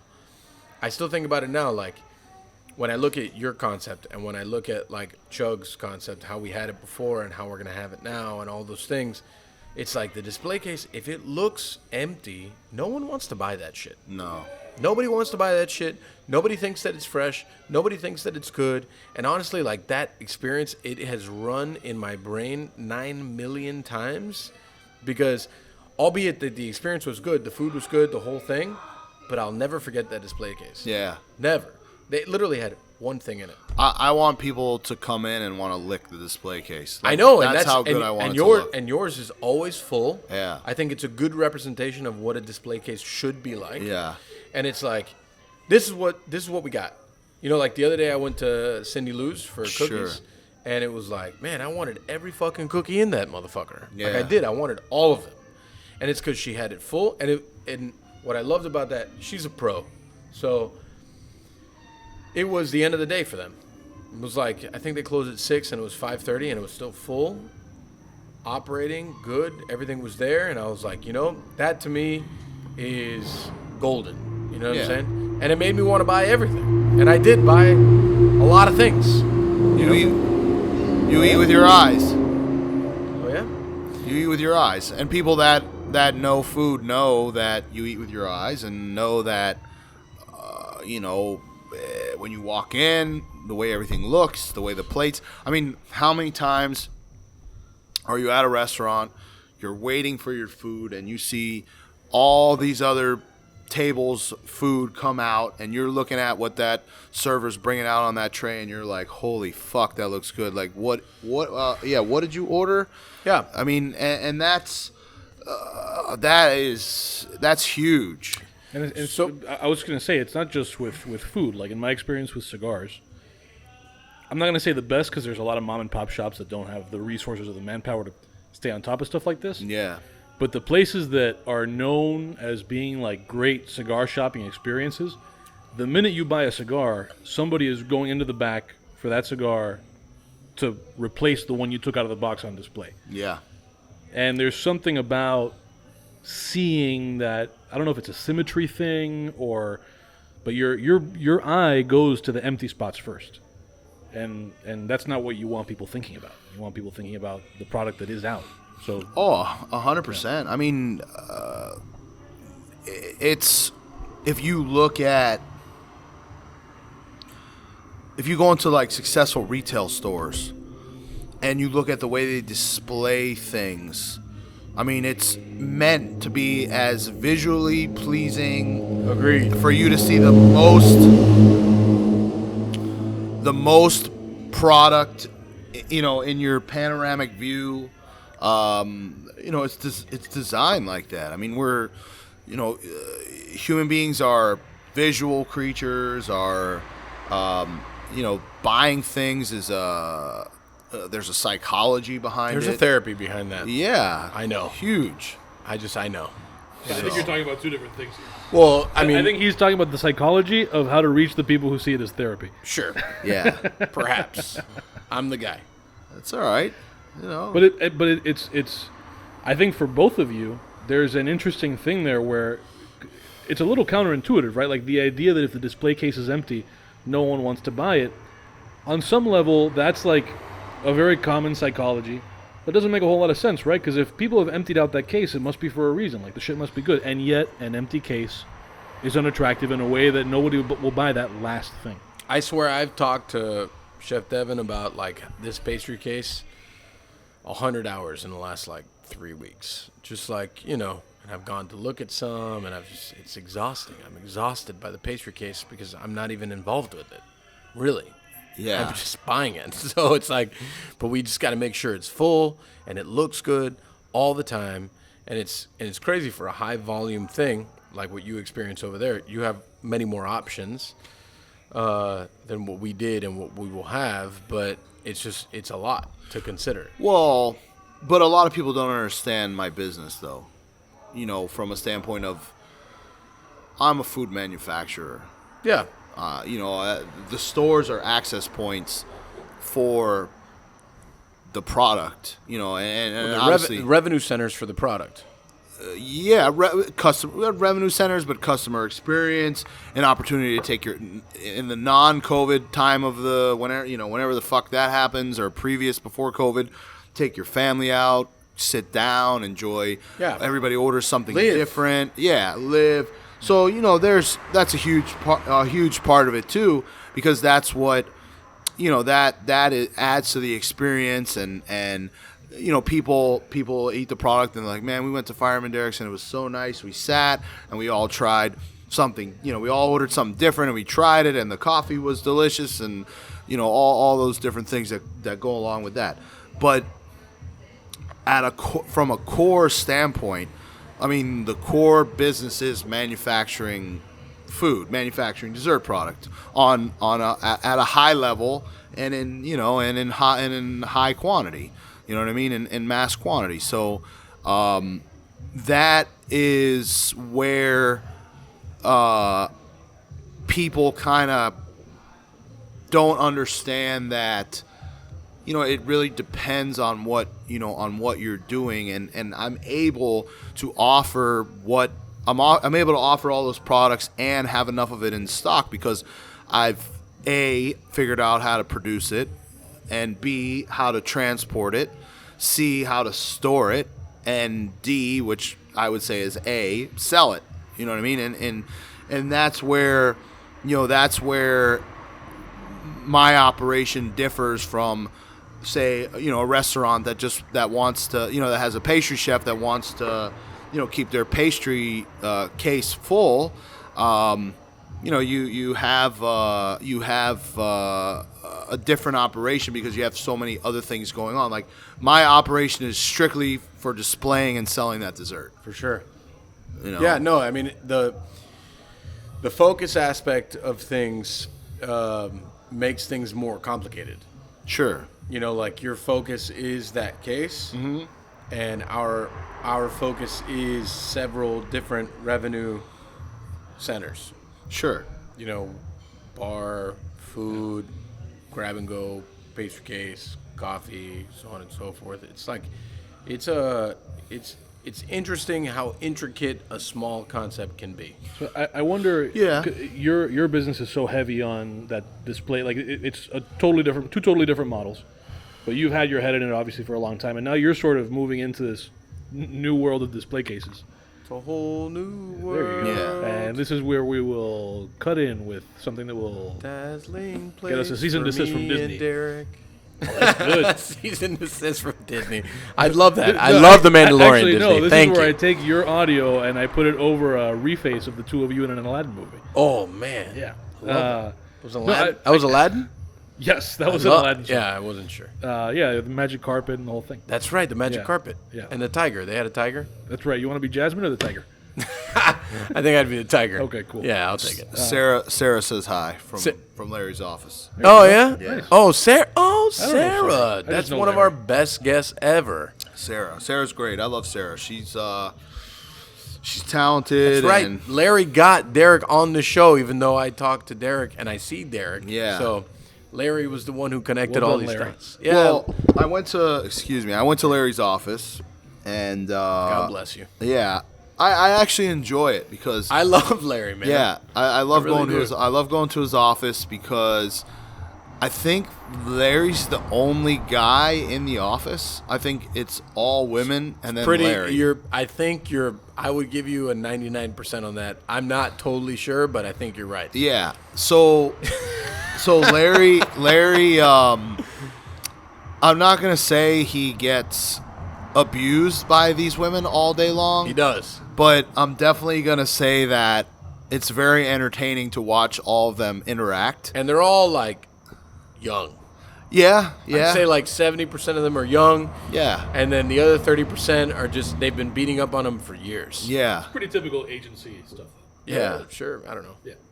But I've always really liked working with Larry, and Sarah's great, and the other people in their office is great, and I do get a kick out of going to the office for our monthly or quarterly meetings. And one of the things that I told him, is like, look, man, TV's kind of dead. From a standpoint of like these networks having you in studio and whatnot. I go, everything is Netflix specials, And Vice. Derek in an espresso commercial like I saw earlier today. Nespresso hit me up, God said, hey, bless let's you, do a man. commercial. But Take all those Nespresso dollars. I use it every morning. listen, they sent me a nice machine, man. Did they? Yeah, as part of doing it, they sent me one of their Virtuo. Yeah, I think I pronounced that right. It's advertising at Yeah. DADEMag.com. Yeah. For Nespresso, send me another check. And to Pancom Podcast in Kendall. That's Yeah. where our home headquarters are. I'm told podcasts are the future. The machine actually works well, and the coffee's I use quite it every delicious. morning. Every Yeah, morning I use an espresso machine. with the pods. yeah. Yeah, they're I great. have a La Llave pods. Nice. Yeah. Nice. It worked just fine. Yeah. They work just fine. That's their new tagline. Nespresso pods, they work just fine. Yeah.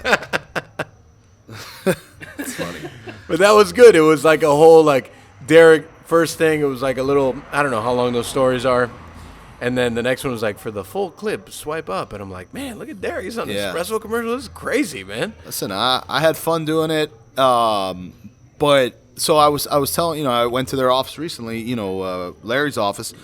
I said, look, man, we got to start doing some shit with YouTube.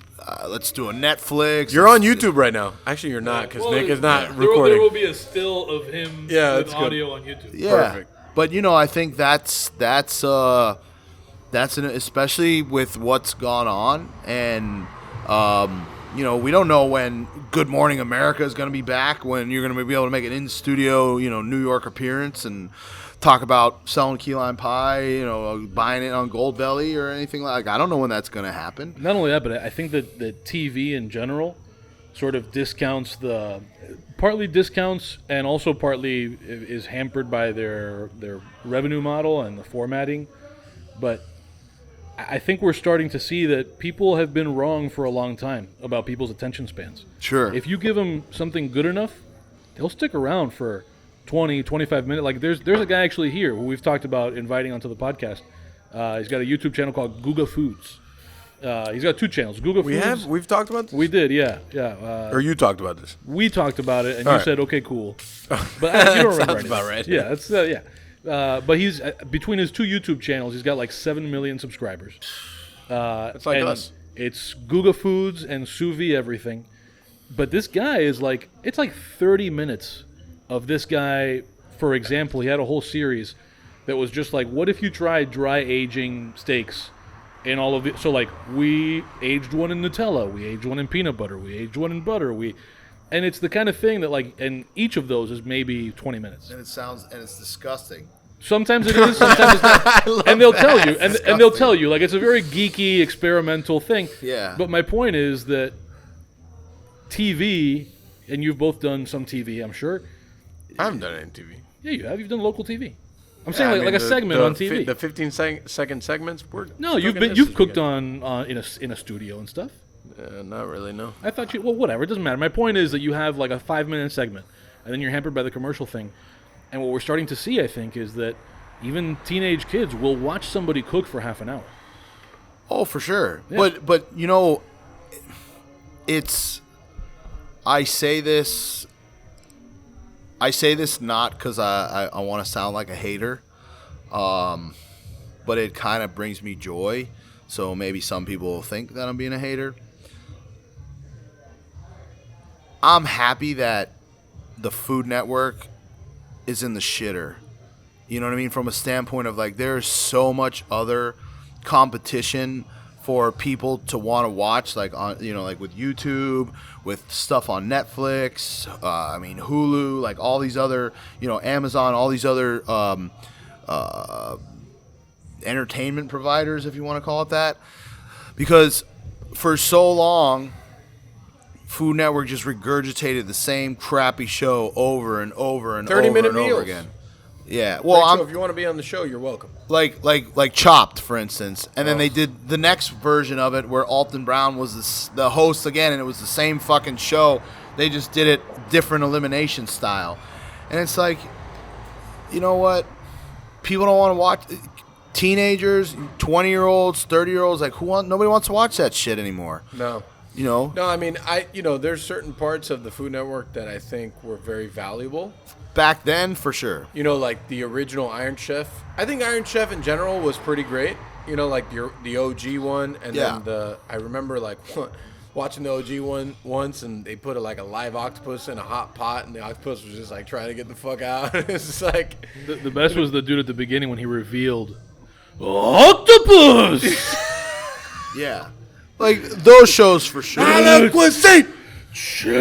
cheese. that was good, Nick. Those for sure. No, Those and for I think sure. Alton Brown was good. I think some other ones were obviously good. I have very much a soft spot for Guy Fieri now that I didn't have before. Yeah. You know, like I think that it kind of serves an interesting purpose, but at the end of the day, it's so far removed from what we actually do. Yeah. You know, and it gives people like a false perception of what we actually do. 100%. And I can only speak about the Food Network because there's a lot of other reality TV that is so far removed from actually how shit works. Yeah. Just because I have a classic car, like classic car shows are so far removed from what actually happens. Is with that your classic cars. Cadillac? Yeah. Nice, man. You know, like no one's turning out a car in 5 days that's No. totally restored unless you're dropping like 150 grand. Like it's just not realistic. So, Of course. just like those kind of things, and I understand it from other perspectives, but from ours, like the Food Network really, it helped in a lot of ways, but it did cheapen what we do a lot. Well, like, I don't hate on Alton Brown or Guy Fieri or any of the people that have become Food Network stars. Yeah. I think, hey, man, they did their thing. For me, it's more just Food Network doesn't have the monopoly anymore. Right. Like, there's Well, lots of... Pancom Podcast is now on the streets, so Yeah. they got to worry about us. I hear you. motherfuckers. I hear you. Yeah, You know, we're not censored. Yeah. You know who doesn't have a sticker on the Chicken Pollo truck? Food Network. Well, they probably have mugs though, but we got mugs. We got mugs. You know. 3. So that for me, like, being aware that there's so many mediums to get your content out there, to get people to hear your story, to see you in action. I think that's where the shift has gone. Like, it's shifted towards that. Yeah, and it's an interesting thing that you mentioned the story, because like people ask me all the time, like, why did we even start this fucking thing? Yeah. This podcast. But I think that media has done such a poor job of talking about stories of people that really matter, because I don't know if I don't think it's the attention span, because when stories are good, people read them. Sure. But I think they don't focus on like a lot of the bones of what makes people special. You know, like your story, how you came up, and I know that a lot of that has been documented, but other people that maybe may not be as fortunate as you are to have that story be told, and a part of their story that they want to talk about, and so on and so forth. And I think that's incredibly, like, it's just kind of lost. You know what I mean? Because all they're worried about is like, the top 10 pies in the city. And they're just going to give another 9 pies with your pie. Yeah. And it's almost like, Derek's going to be on that list. It's not, there's nothing genuine about that. You know what I mean? Yeah. But Albeit it's good to be on a list of any kind, because it drives tourists to your space. Yeah. But at the end of the day, there's not much. I want to learn more about you and why you cook that pie. Well, they Bake the pie. They essentially, they don't take any chances anymore. They do what they know works, which I can understand. I can understand from a standpoint of the mentality, because it's a similar mentality in a restaurant. Like, cook your hits. Make your best dishes. I can't agree with that. Well, in what part though? I mean, which part? because for me, like, the bones of, for example, I'll just take the flagship, Ariete. Right? Yeah. It's been there for 5 years. The bones of the menu are the same. Sure. But that menu changes drastically all the time. Well, but I guess the point I'm trying to make is like I don't disagree with you on that. I'm just making a different point and I didn't explain it correctly. They're a big conglomerate. The Food Network's a big conglomerate, right? You could compare them to, say, a Starbucks or one of those types of things. So they're not going to do anything different than the stuff that they're already doing, and that really limits all the stories. All that other stuff. They're going to repeat the same show over and over and over again, or some same version, like magazines, for instance, right?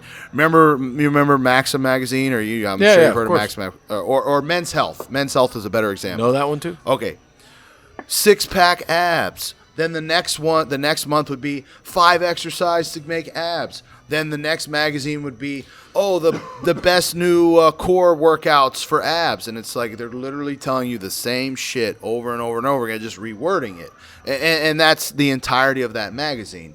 So with the Food Network, they're doing the same thing, essentially. Whereas there's no restrictions on YouTube, TikTok.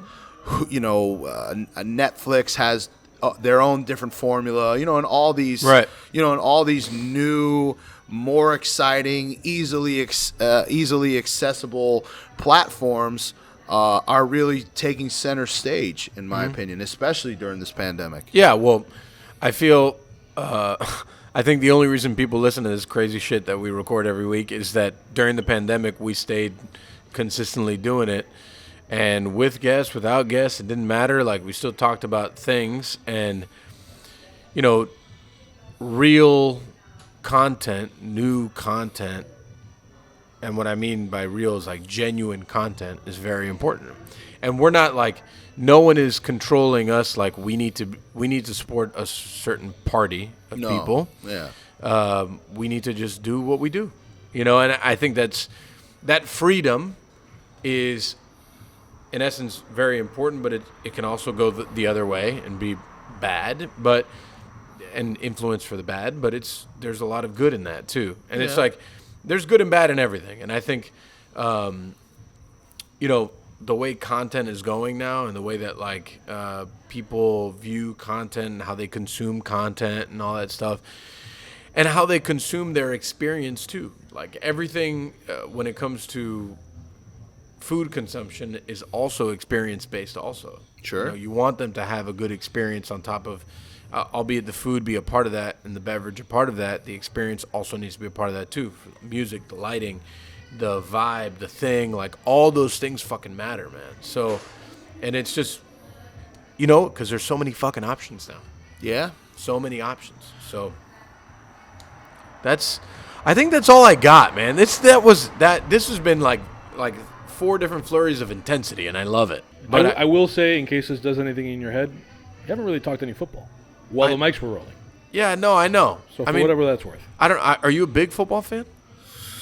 Well, I have interesting views on sports. This sounds good for Patreon. Oh, man, no. Well, no, but this sounds good in general. Okay. Go on. Yeah. Patreon is more like other questions. I played sports growing up. I played football and baseball in high school. I played football in college. What college? I went to Grambling State University in Louisiana. And I didn't play for very long because I kind of got to a point where, I didn't like going to school or class, I should say, because I just found it to be incredibly boring. And B, you realize, like, what are you going to, is this a career? And if it's not a career, it's like, why continue to prolong, be in, prolonging something that is not what your, what your career desire is, or path, or whatever you want to call it. Sports, to me, have gotten out of control. And I say that from a standpoint of, they're advertising what these guys are making, Right. Which I think is kind of funny in comparison to what the owners of the team are making. In the sense of, it's like they advertise what the athletes are making, and it's such a disgusting amount of money for what it is they do for a living. I mean, it's entertainment value, right? Yeah, I mean, they play a kids game. Yeah. And So I'm not putting it on the players because the owners. And I don't mean that in a bad way. No, I know. I get what you're saying. But so you can't find competent people that know basic fucking math and know how to work a job and have work ethic and, have been taught some sense of responsibility, right? But some guy shooting a basketball can make $50 million a year. So I think people's priorities are fucked up in the sense of I would rather have my children be educated properly or have all the children in this country be educated properly. I think that, I think that we've set such a standard that being an entertainer is something of high value, and they don't explain to you that the percentage of people that will become high-paid entertainers like that is such a minute fucking percentage that it's almost non-existent. Single-digit percentage, less like 1, 2, fractional. 3. It's a fractional percentage, right? And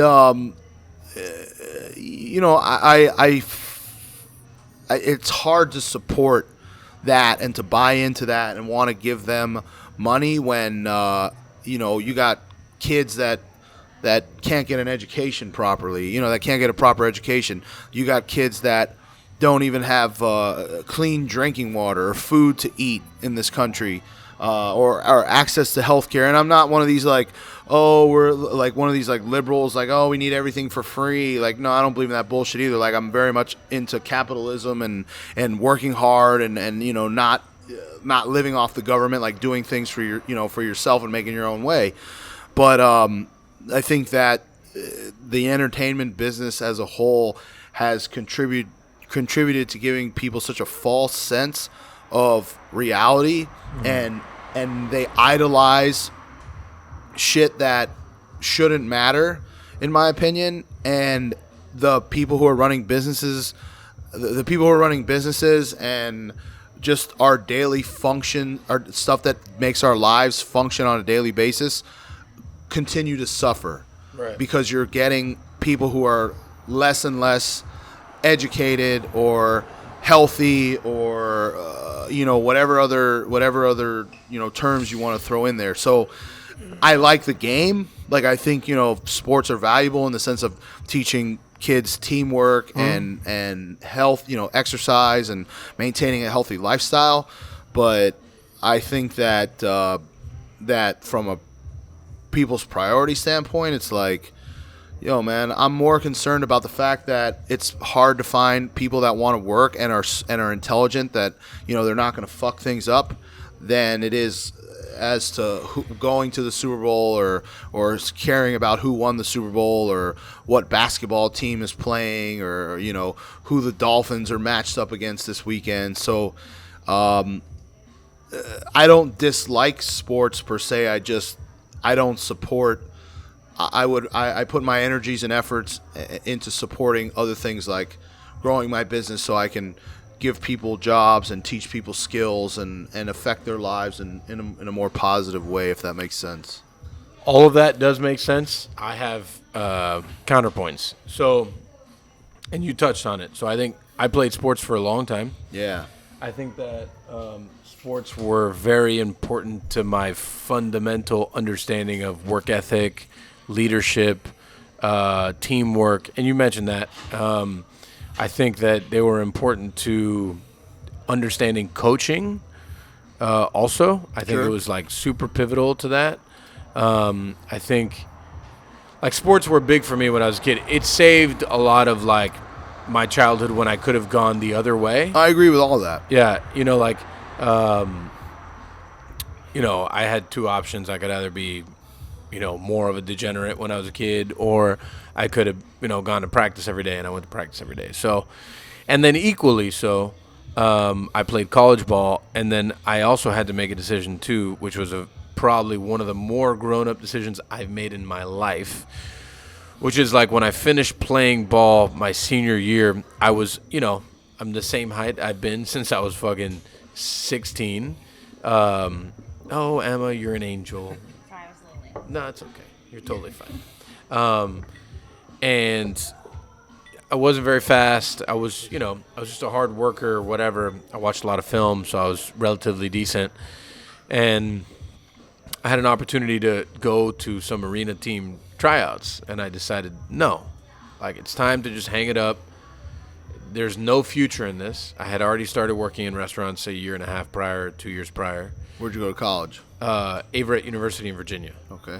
And I was like, I love this, and I still love football. I think it was like one of the top 3 things like that I've loved in my life.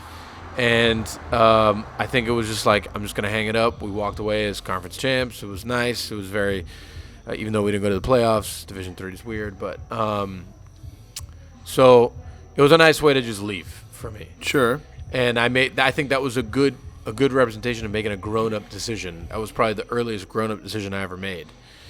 And then I think in my older life, I would agree with you that, like, I didn't come to a place that I didn't like it, but I came to a place that I just didn't appreciate it as much because there was so much more on the line for other things. You know, like, I worked Sunday brunch every Sunday of Ariat for like 3 years to build that business that it came from zero, Saturday and Sunday.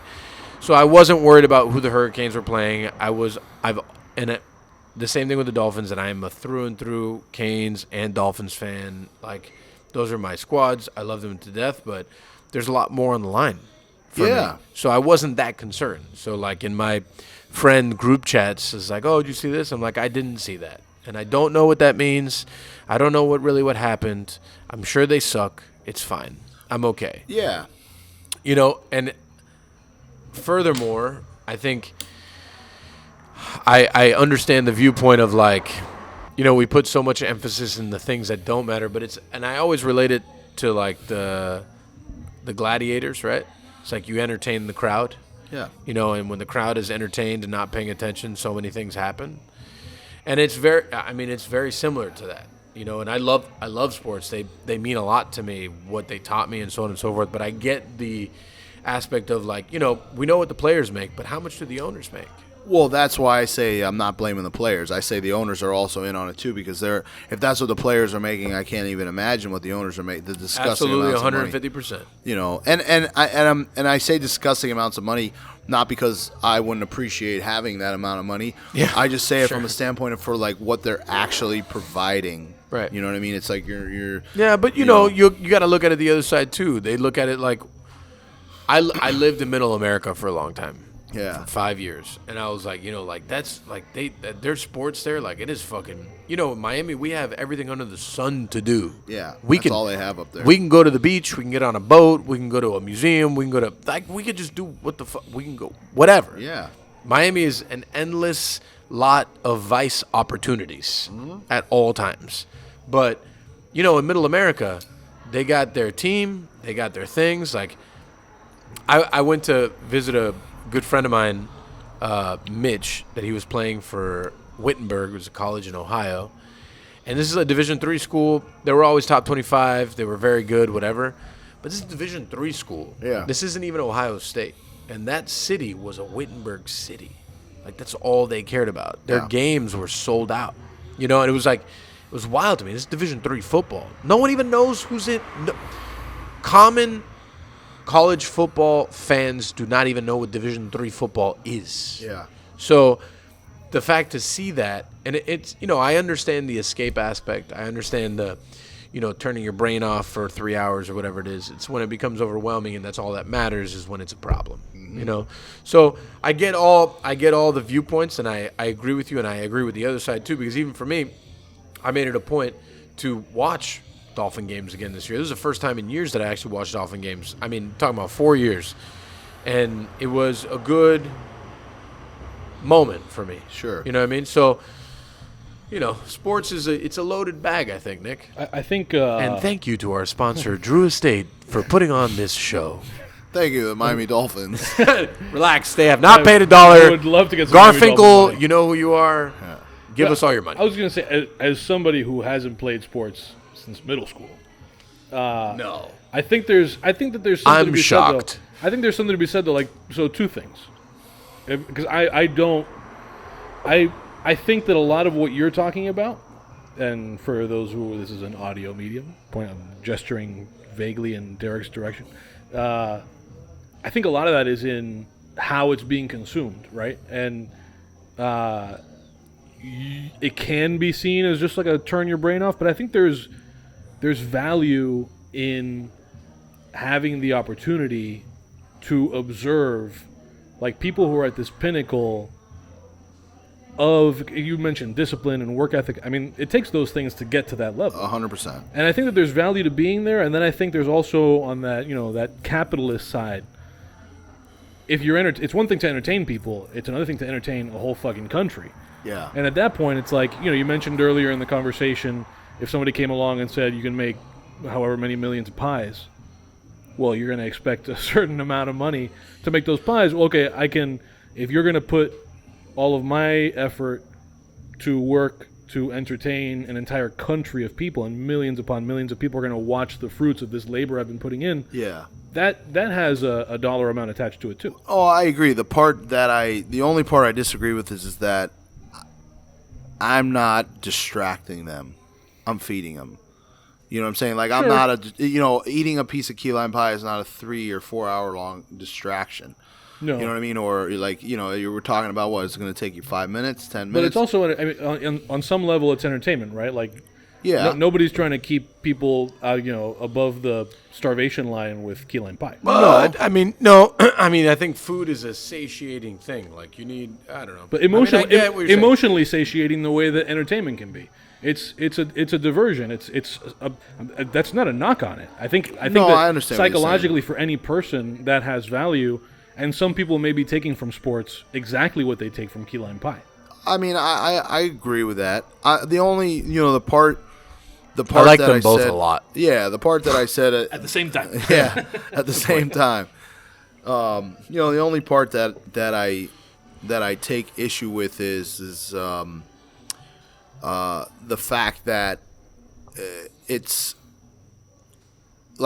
people use it as an escape from reality. Yeah. And it's like, the reality is that, look, man, you still have to do all these other things in your life that contribute to you having a good life. I don't But also, stress eating is a thing, man. I I fucking stress eat a cookie every 4 days. I don't look at how least. I look because I take a healthy approach to pie.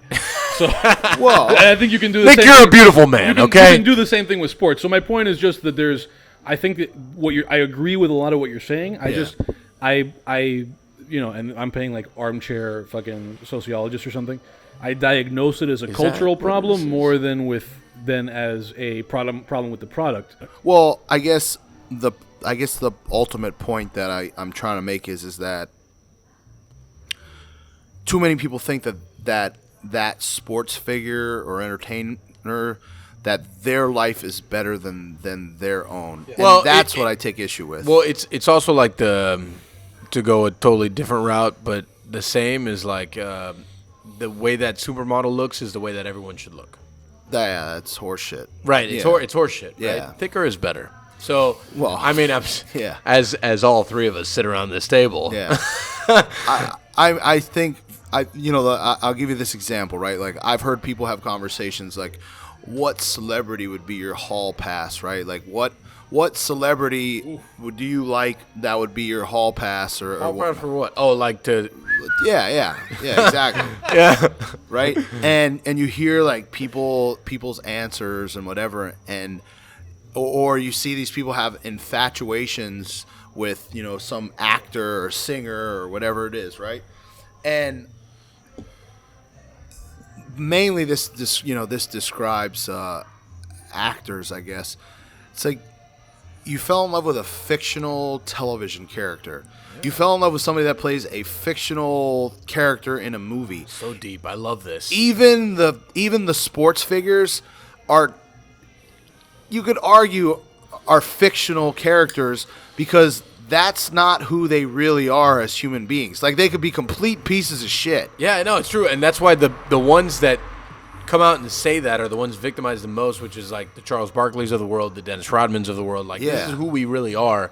I don't give a fuck if you don't like it. Yeah. And I don't, like, I'm not your role model, which I love. Like, I don't like Charles Barkley in this caricature that he is now, but like when he was playing, and the same thing with Rodman, like I love that shit. Like that is and Jordan too. Like Jordan was an intense motherfucker, and that's who he was. You know what I'm saying? But not always, especially now, because back then sports were very different. Way different. Now, like everything in the social media world, because it clouds the brain so much. Things have changed so much, and I feel like we're living in a world right now that people aren't totally sure what's up or down. Like, I want to be like that guy, but you don't really know that guy. Yeah. I want to be like that person. I don't really know that person. My hall pass is I want to sleep with this person. What if this person sucks in bed? Yeah. What if they suck as a human? What if they have fucking gonorrhea? Okay. Also that. Yeah. I mean, fuck. I'm just saying, if no one really knows, you don't really know. And I think it's another reason why this whole weird fucking podcast happened to begin with, is because the art of conversation is completely done. Yeah. It's the art of having a conversation, disagreeing. Like Nick and I disagree like 70% of our conversations, right? Give or take.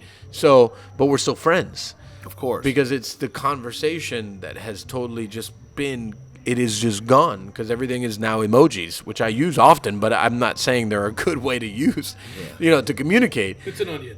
It's an onion, right? Everything is a fucking onion. So, it's weird, man. It's weird. It's the evolution of like the way the world is going, and that's why I love to stay so old school. Yeah. With our food and our approach, and like I don't care what the rest of the world is doing. I don't care what the rest of Miami is doing. I don't care about any of that stuff. These are the fundamentals of what made dining special. So that's what we stick with. Yeah. 100%. I'm going to throw in, unless you had somewhere else you wanted to go. Throw it in. I'm going to throw in a last question just to give Derek the last word before we move on to wind down Patreon things. Thank you to our sponsor, Drew Estate. They didn't pay for this many thank yous. That's true. You're right. I've stricken that. We've stricken that from the podcast. I think we've covered a lot of ground, and I think more so than a lot of other episodes, this has all kind of like, in some vague way, come back to the same thing of like what you want to contribute to the world, and what you want it to look like, whether it's in business or whether it's culturally, through the role of sports or whatever. So I guess I'm left curious. For you, when you hang up your professional apron for the last time, because I imagine you'll be making pie as well after that. Sure. What would you want to be able to say, like, I did this? This was the mark I left, or my contribution, whether it's to Miami or to pie or to cake or whatever. Sure. How do you see that? Like, what are you working toward in the grand scheme? Setting a positive example, for people to look up to, for people to be like, wow, that guy really did it. He went after it. There's things about me that people don't know from a standpoint of, like, for instance, I've been a type 1 diabetic since I was 13 years old, and I make pies and cakes for a living, and ice cream and flans and cookies. And, that's wild. Yeah. And I'm well managed, you know what I mean? I do eat dessert. I eat it in moderation. I exercise frequently. So I say that, I really was a fireman. I served the city of Miami for 10 years, which I think is a significant amount of time. Decade is a long time. Yeah. So I serve the community. And I want people to say that I enhance their lives through growing this business and providing opportunities to work and make money, and I provide health care to the employees. Eventually, I want to start offering retirement benefits, like a 401k program or some other type of program for people to put their money into. I tell all my employees that work at the shops, I go, look, I don't think your dream in life is to stand behind this counter and say, hi, welcome to Fireman Derek's, how may I help you, and serve them pie and coffee. But I go, if you use this job for the right reasons, you'll get something out of it. You'll learn teamwork, you'll learn responsibility, showing up on time, being in uniform, all that stuff. You will learn how to communicate with your customers, and you will be able to put, and you'll make some money, and you'll be able to put it on your resume, and people around town will be like, "You worked at Fireman Derek's? I love that place. I'm gonna call over there and see, what they say about you." You know what I mean? And the idea is to be able to speak highly of that person that's going for that next position in life. I say it to my managers too. I'm like, look, you guys want to be our manager? You want to grow with the company. You're in a management position. You're in a prime spot. But if you don't want to be the manager here, or stick around, you just want to manage for a couple years and go somewhere else, just do a good job. You know what I'm saying? Do a good job. Learn your skills. Like, I'm paying you to learn and grow, and grow your own self. So like things like that, and also to. Sorry, we're gonna take a Zamboni break here. Oh, the Zamboni, and here's the traditional late night Drew Estate Zamboni for the Coconut Grove streets. Thank you, Drew Estate, for all that you've contributed today. This might be the first time we don't cut the Zamboni out, just for that that plug. The Zamboni will come back around, so let's give it a second. So No, really, the Zamboni will come back around later. I will. Yeah. This is like, this is traditional now. he's coming. I can see him. Turns the corner. He's keeping the streets clean. Look at that. Did it! Look at him go. I wish he had a fucking horn, right? We should get him a Pancon Podcast horn. We should get him a sticker and slap it on there. Oh, man. I have stickers. I was going through them earlier. How many stickers do you have? I'll get them out. Why? What's up? What, are you talking about Pancon Podcast stickers? Yeah. Really? How many you have? Give Give them away, man. Nice. I give them away when the time's right. Sorry, Yeah. you were saying. No, so, to provide opportunity for people to teach people, for them to learn from me, from them, from themselves by doing, in the company. I mean, I bring in kids from pastry school or these culinary schools, and it's a fucking joke. In the sense of, I love that. in It the is a sense- fucking joke. Yeah, in the Fucking sense of culinary schools are dumb. what they teach them. No, it's true. They won't be sponsoring this podcast. That's Yeah. for fucking sure. Advertising at DADEMag.com. So, I actually teach them how to bake or produce, whatever. I mean, yeah, bake, because that's. What do you mean? You don't just have 30 people watch one person bake a pie and say, hey, you guys should know how to bake a fucking pie now. Yeah. This is where we do our wind down. We're going to start with our parting recommendations. Everybody's going to recommend a thing that they think that you should eat, read, watch, visit, whatever it might be. Man. Derek, you got anything? Sure. Yeah, no, you go first. 'Cause I gotta as many, think. I gotta as many think. as you want to do. If you're into cast iron pans, I recommend Smithy's. Okay. They're. Are you sponsored by them? No. All right. You But should be, I'm though. working on it. Yeah, I'm get working there. on it. Nespresso and Simi. Not if we take their money first. Yeah. Yeah. Smithy's, that's advertising at DADEMag.com. I love using the pan. I mean, I have one in my house, and it's a great cast iron heirloom to add to your collection if you're Love that. into cooking. I also recommend. Let's see. You said reading. Anything at all. Yeah. It could be whatever, man. Anything at all. Something you ate. If you like books, I would read this book called Atomic Habits, and it talks about how the making small, minute changes every day eventually leads to large shifts. Like big shifts in what you're doing. Like for instance, your goal should be to become a marathon runner, not run a marathon. Or like most people, they just run one marathon and then that's it. And the goal should be to be a marathon runner and, have that kind of discipline and endurance and all that type of stuff, and how that translates throughout your life and all the things you do. Restaurant-wise, I mean, I have to say, come to Ariete. Oh, man. You're the nicest guy ever. Come to Ariete. I mean, I can't say that. I can't say any other restaurants without at least saying that one first, right? Yeah, no, you can say other ones. It's okay. And now for the restaurants he really means. I actually I'm living up in the Upper East Side area, so I'm really exploring. Like, Oh, so you don't live down here anymore? no, I moved from the Grove. So I'm exploring a lot of those restaurants, and there's some cool places like the Citadel to go to is a cool spot. Great burger. Yeah. And also, have you been to Buena Vista? They have that restaurant Vista. No, I haven't been there. So they got this cool little complex over there. It's Yeah, I've been to the complex, but not the restaurant. Yeah. So the complex is beautiful. beautiful. It reminds me of Tulum, Mexico. They have that kind of vibe going on Never there. been there. That's nice, man. Tulum's gorgeous. I've Yeah. been. Yeah. I've been. Yeah. Yeah. You got to go to Tulum. I know a lot of people are going there. Like, it's hot to go there right now. I want to go where no one's going.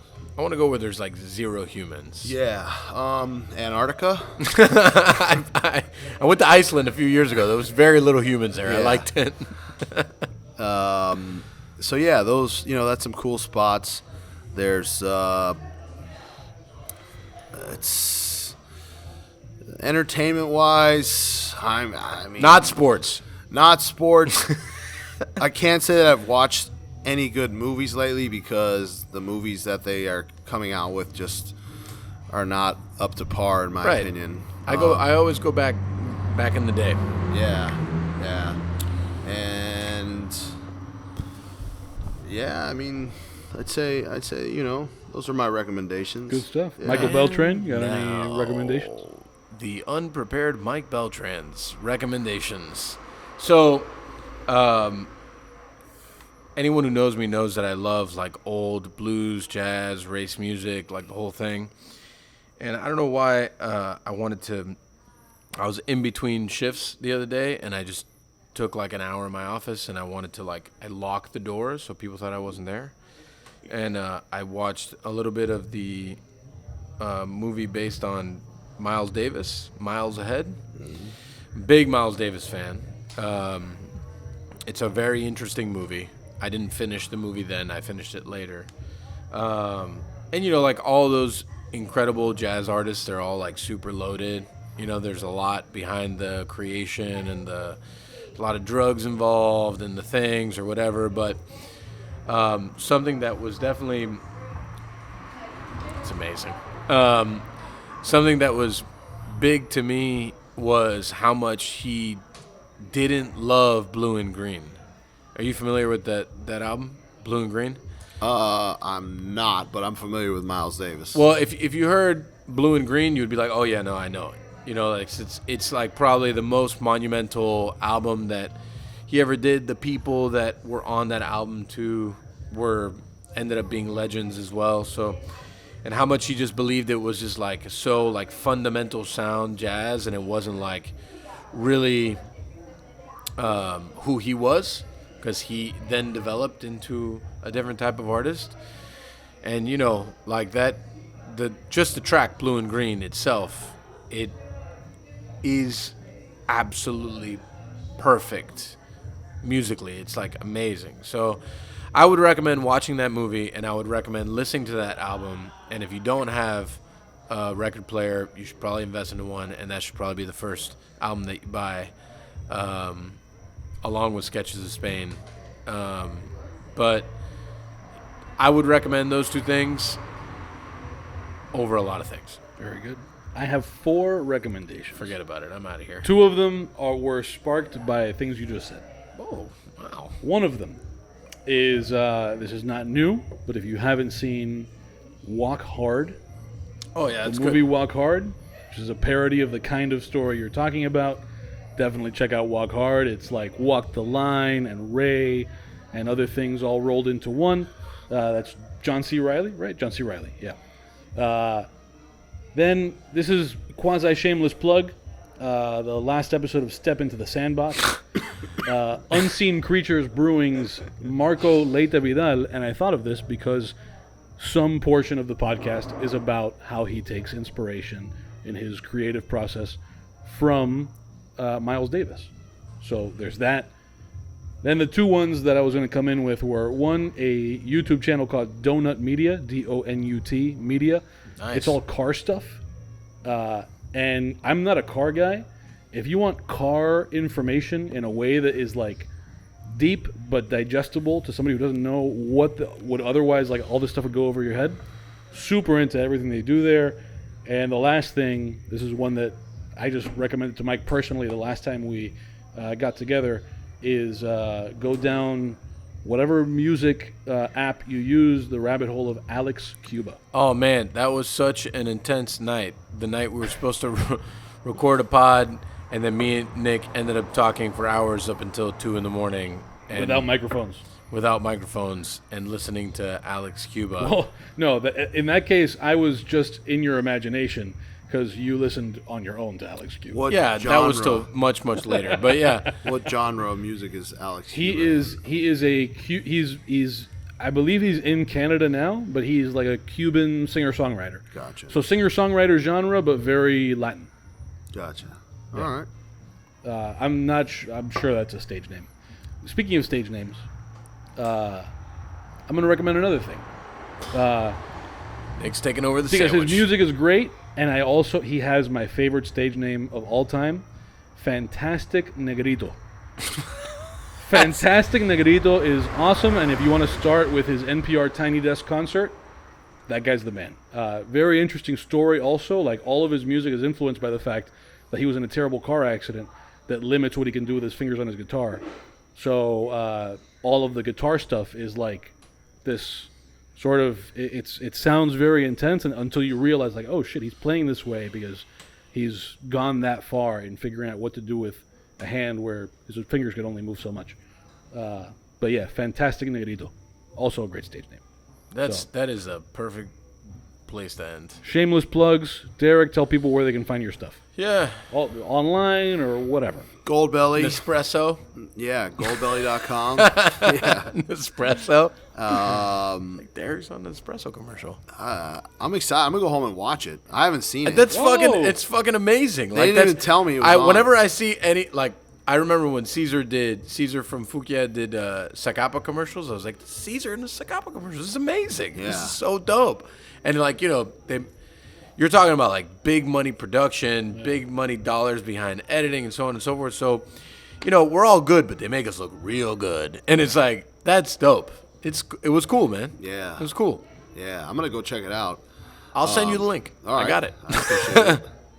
I appreciate it. Yeah, you can, come to the stores, obviously. And goldbelly.com, Uber Eats, Postmates. If you're a restaurant in need of desserts, hit up Chef's Warehouse. Oh, yeah.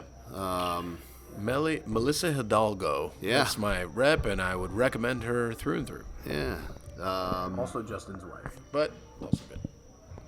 Okay, Is he that's still a secret. doing, But are you guys still doing his pizzas on the weekends? Oh, he's my partner. He's your partner. Yeah. Yeah, Cool. for now. Yeah. shameless plug things. Pig All Inc. the things, Pig man. Inc. and Area Miami, and Be on the lookout for Pig Inc. Apparel on That's right. Instagram and the new relaunch of our merchandise line because I needed something else to do. So in response to that, do you think food events are going to come back?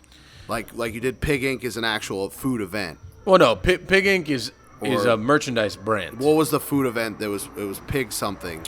No, had nothing to do with me. They just stole all my things. Gotcha. But yeah, that was another thing. Yeah. It wasn't my event. I know we're at the end of the show That's here, fine. but No, it's so fine. I We guess usually the go on question- tangents here. I That's good. guess love the it. question is do you feel that food events prior to COVID will come back the way that they were before, better? People will not be so interested in participating in those types of things. So I think that the world is the Zamboni coming back. sounds Zamboni-ish, right? I don't know. I don't know if the Zamboni's coming back. No, I don't think so. Shameless plug for the Zamboni guy. Yeah, Zamboni.com. So I don't know. So my view on food events, and you can refer to our podcast with Larry Carino on my very interesting and emotional view on food events. I thought that they were pretty shitty to begin with. Yeah. Beforehand. I don't know if you feel like they added any kind of respectability to your brand. I don't think that they added respectability to our brand. Sure. And only because they don't, well, at least the ones that they put on Miami, i.e. the South Beach Food and Wine Festival, I don't think that they put enough emphasis on the actual Miami brands. No, it's a money grab for the people putting on the event. Amen to that. Yeah. So, do I think that they'll come back? I do think that they'll come back because there is a pining for people wanting to go out and do things. Of course. So, I do believe that they will come back. In what capacity they come back, I'm not totally sure. Like, I talk shit about the South Beach Food and Wine Festival, and I will continue to profusely. But Zach Stern, another former guest on the podcast and very dear friend, conned me into doing an event with him, because he's a complete jerk, but I love him to death. And, I only agreed to do it because it was him. But I do think that they'll come back. Yeah. The capacity and to the success in which they come back, I'm not totally sure. Yeah. Because at the end of the day, we're not working. We've gone over this several times. We're not working for our own benefit or financial gain. We're working for theirs. In the food events. Right. Correct. And because I don't think that it's the same thing as like, so we both employ BCPR to be our representation, right? I believe that there's a Larry bribed me. Larry bribed you? Yeah. I believe that. Yeah. I mean, he's a sneaky character, that guy. Yeah. So I believe that there's a certain risk reward that you can have a communication to the reward. Like you can communicate with their company as like, how am I getting rewarded for this? And you hopefully will see a return on that. When it comes to the food events, it's like, we're doing this event and blah, blah. We'd love for you to be a part of it, but I don't really see a reward at the end of that. I see a lot of risk, which is money being spent and not being covered. So the reward part is like, yeah, our name is on a banner. I don't fucking know if that means people are coming to my restaurant or not. No, it doesn't. It doesn't. It doesn't. Amen to that. I like going only to eat the food. If the other participating. But is the food actually really good? I mean, you're getting a fucking sample size of something that someone thought was the most efficient, consistent thing that they could do at an event, that there's a shitty heating element for you to eat. Oh, I agree that it's not ideal for those participating restaurants to be able to serve their best dish. Right. And there's also a cost factor associated. They want to do the thing that's going to cost them the least. Well, correct. But yeah, I don't participate in a lot of them, and the only reason that I would participate in any of them is if it's somebody who has done things for me that have helped me, and I'm helping them by being there. And even then, I'll only participate if I'm associating my brand with other brands that I respect. 150%. Yeah. I want to talk about how Zach conned me into this. Have I talked about this before? Mean you want to do that here? Yeah, I do. Okay, no, we haven't talked about that. This is news to me. So Zach texted me one day, and This is recent? yeah, this was like, I don't know, 3 weeks ago maybe. Okay. I was in my office, and I'm just like, I'm doing a bunch of work or whatever. He's like, hey, man, let's do this dinner and blah, blah. And he's going on about this dinner. And he's like, who do you want to do the dinner with? Let's, pick who we're going to do the dinner with, and let's do our thing and do whatever we want, and blah, blah. And he's just going on this tangent. I'm like, yeah, man, let's do a dinner. I love cooking with people that I enjoy their food. I respect their food. I respect them, so on and so forth. I'm like, cool, yeah, let's pick a third, and we're all through this, so I finally agree to do the dinner with him, and I'm like, yeah, all right, cool, and we're going through the rabbit hole of like, who, maybe we should get this person, maybe we get these people, whatever, and but what about their food, and does their food match our food? It's just weird, and okay. So then he goes, there's a catch, ... And then I did not respond for like half an hour because I was annoyed. Because I didn't know that there was a catch, and I hate the fact that he conned me into the fact that after I agreed there was a catch. And then I said, okay, so what's the catch? He said, it's for Sobe. And I go, man, you motherfucker, man. Like, you piece of shit. Because I had already agreed to do it, right?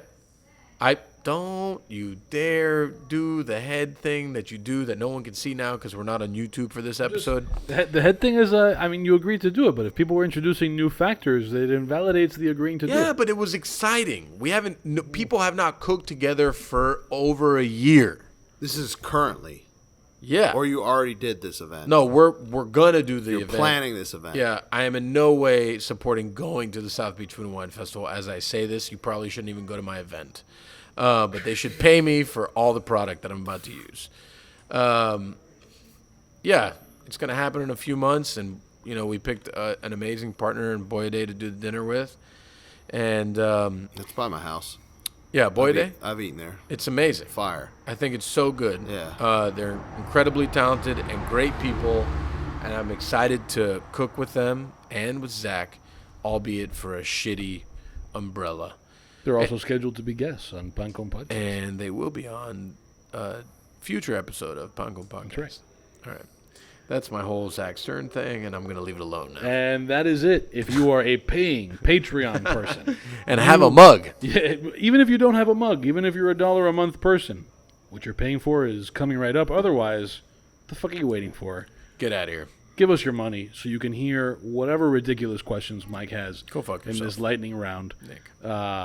for perhaps jet skier Derek Kaplan. That's it.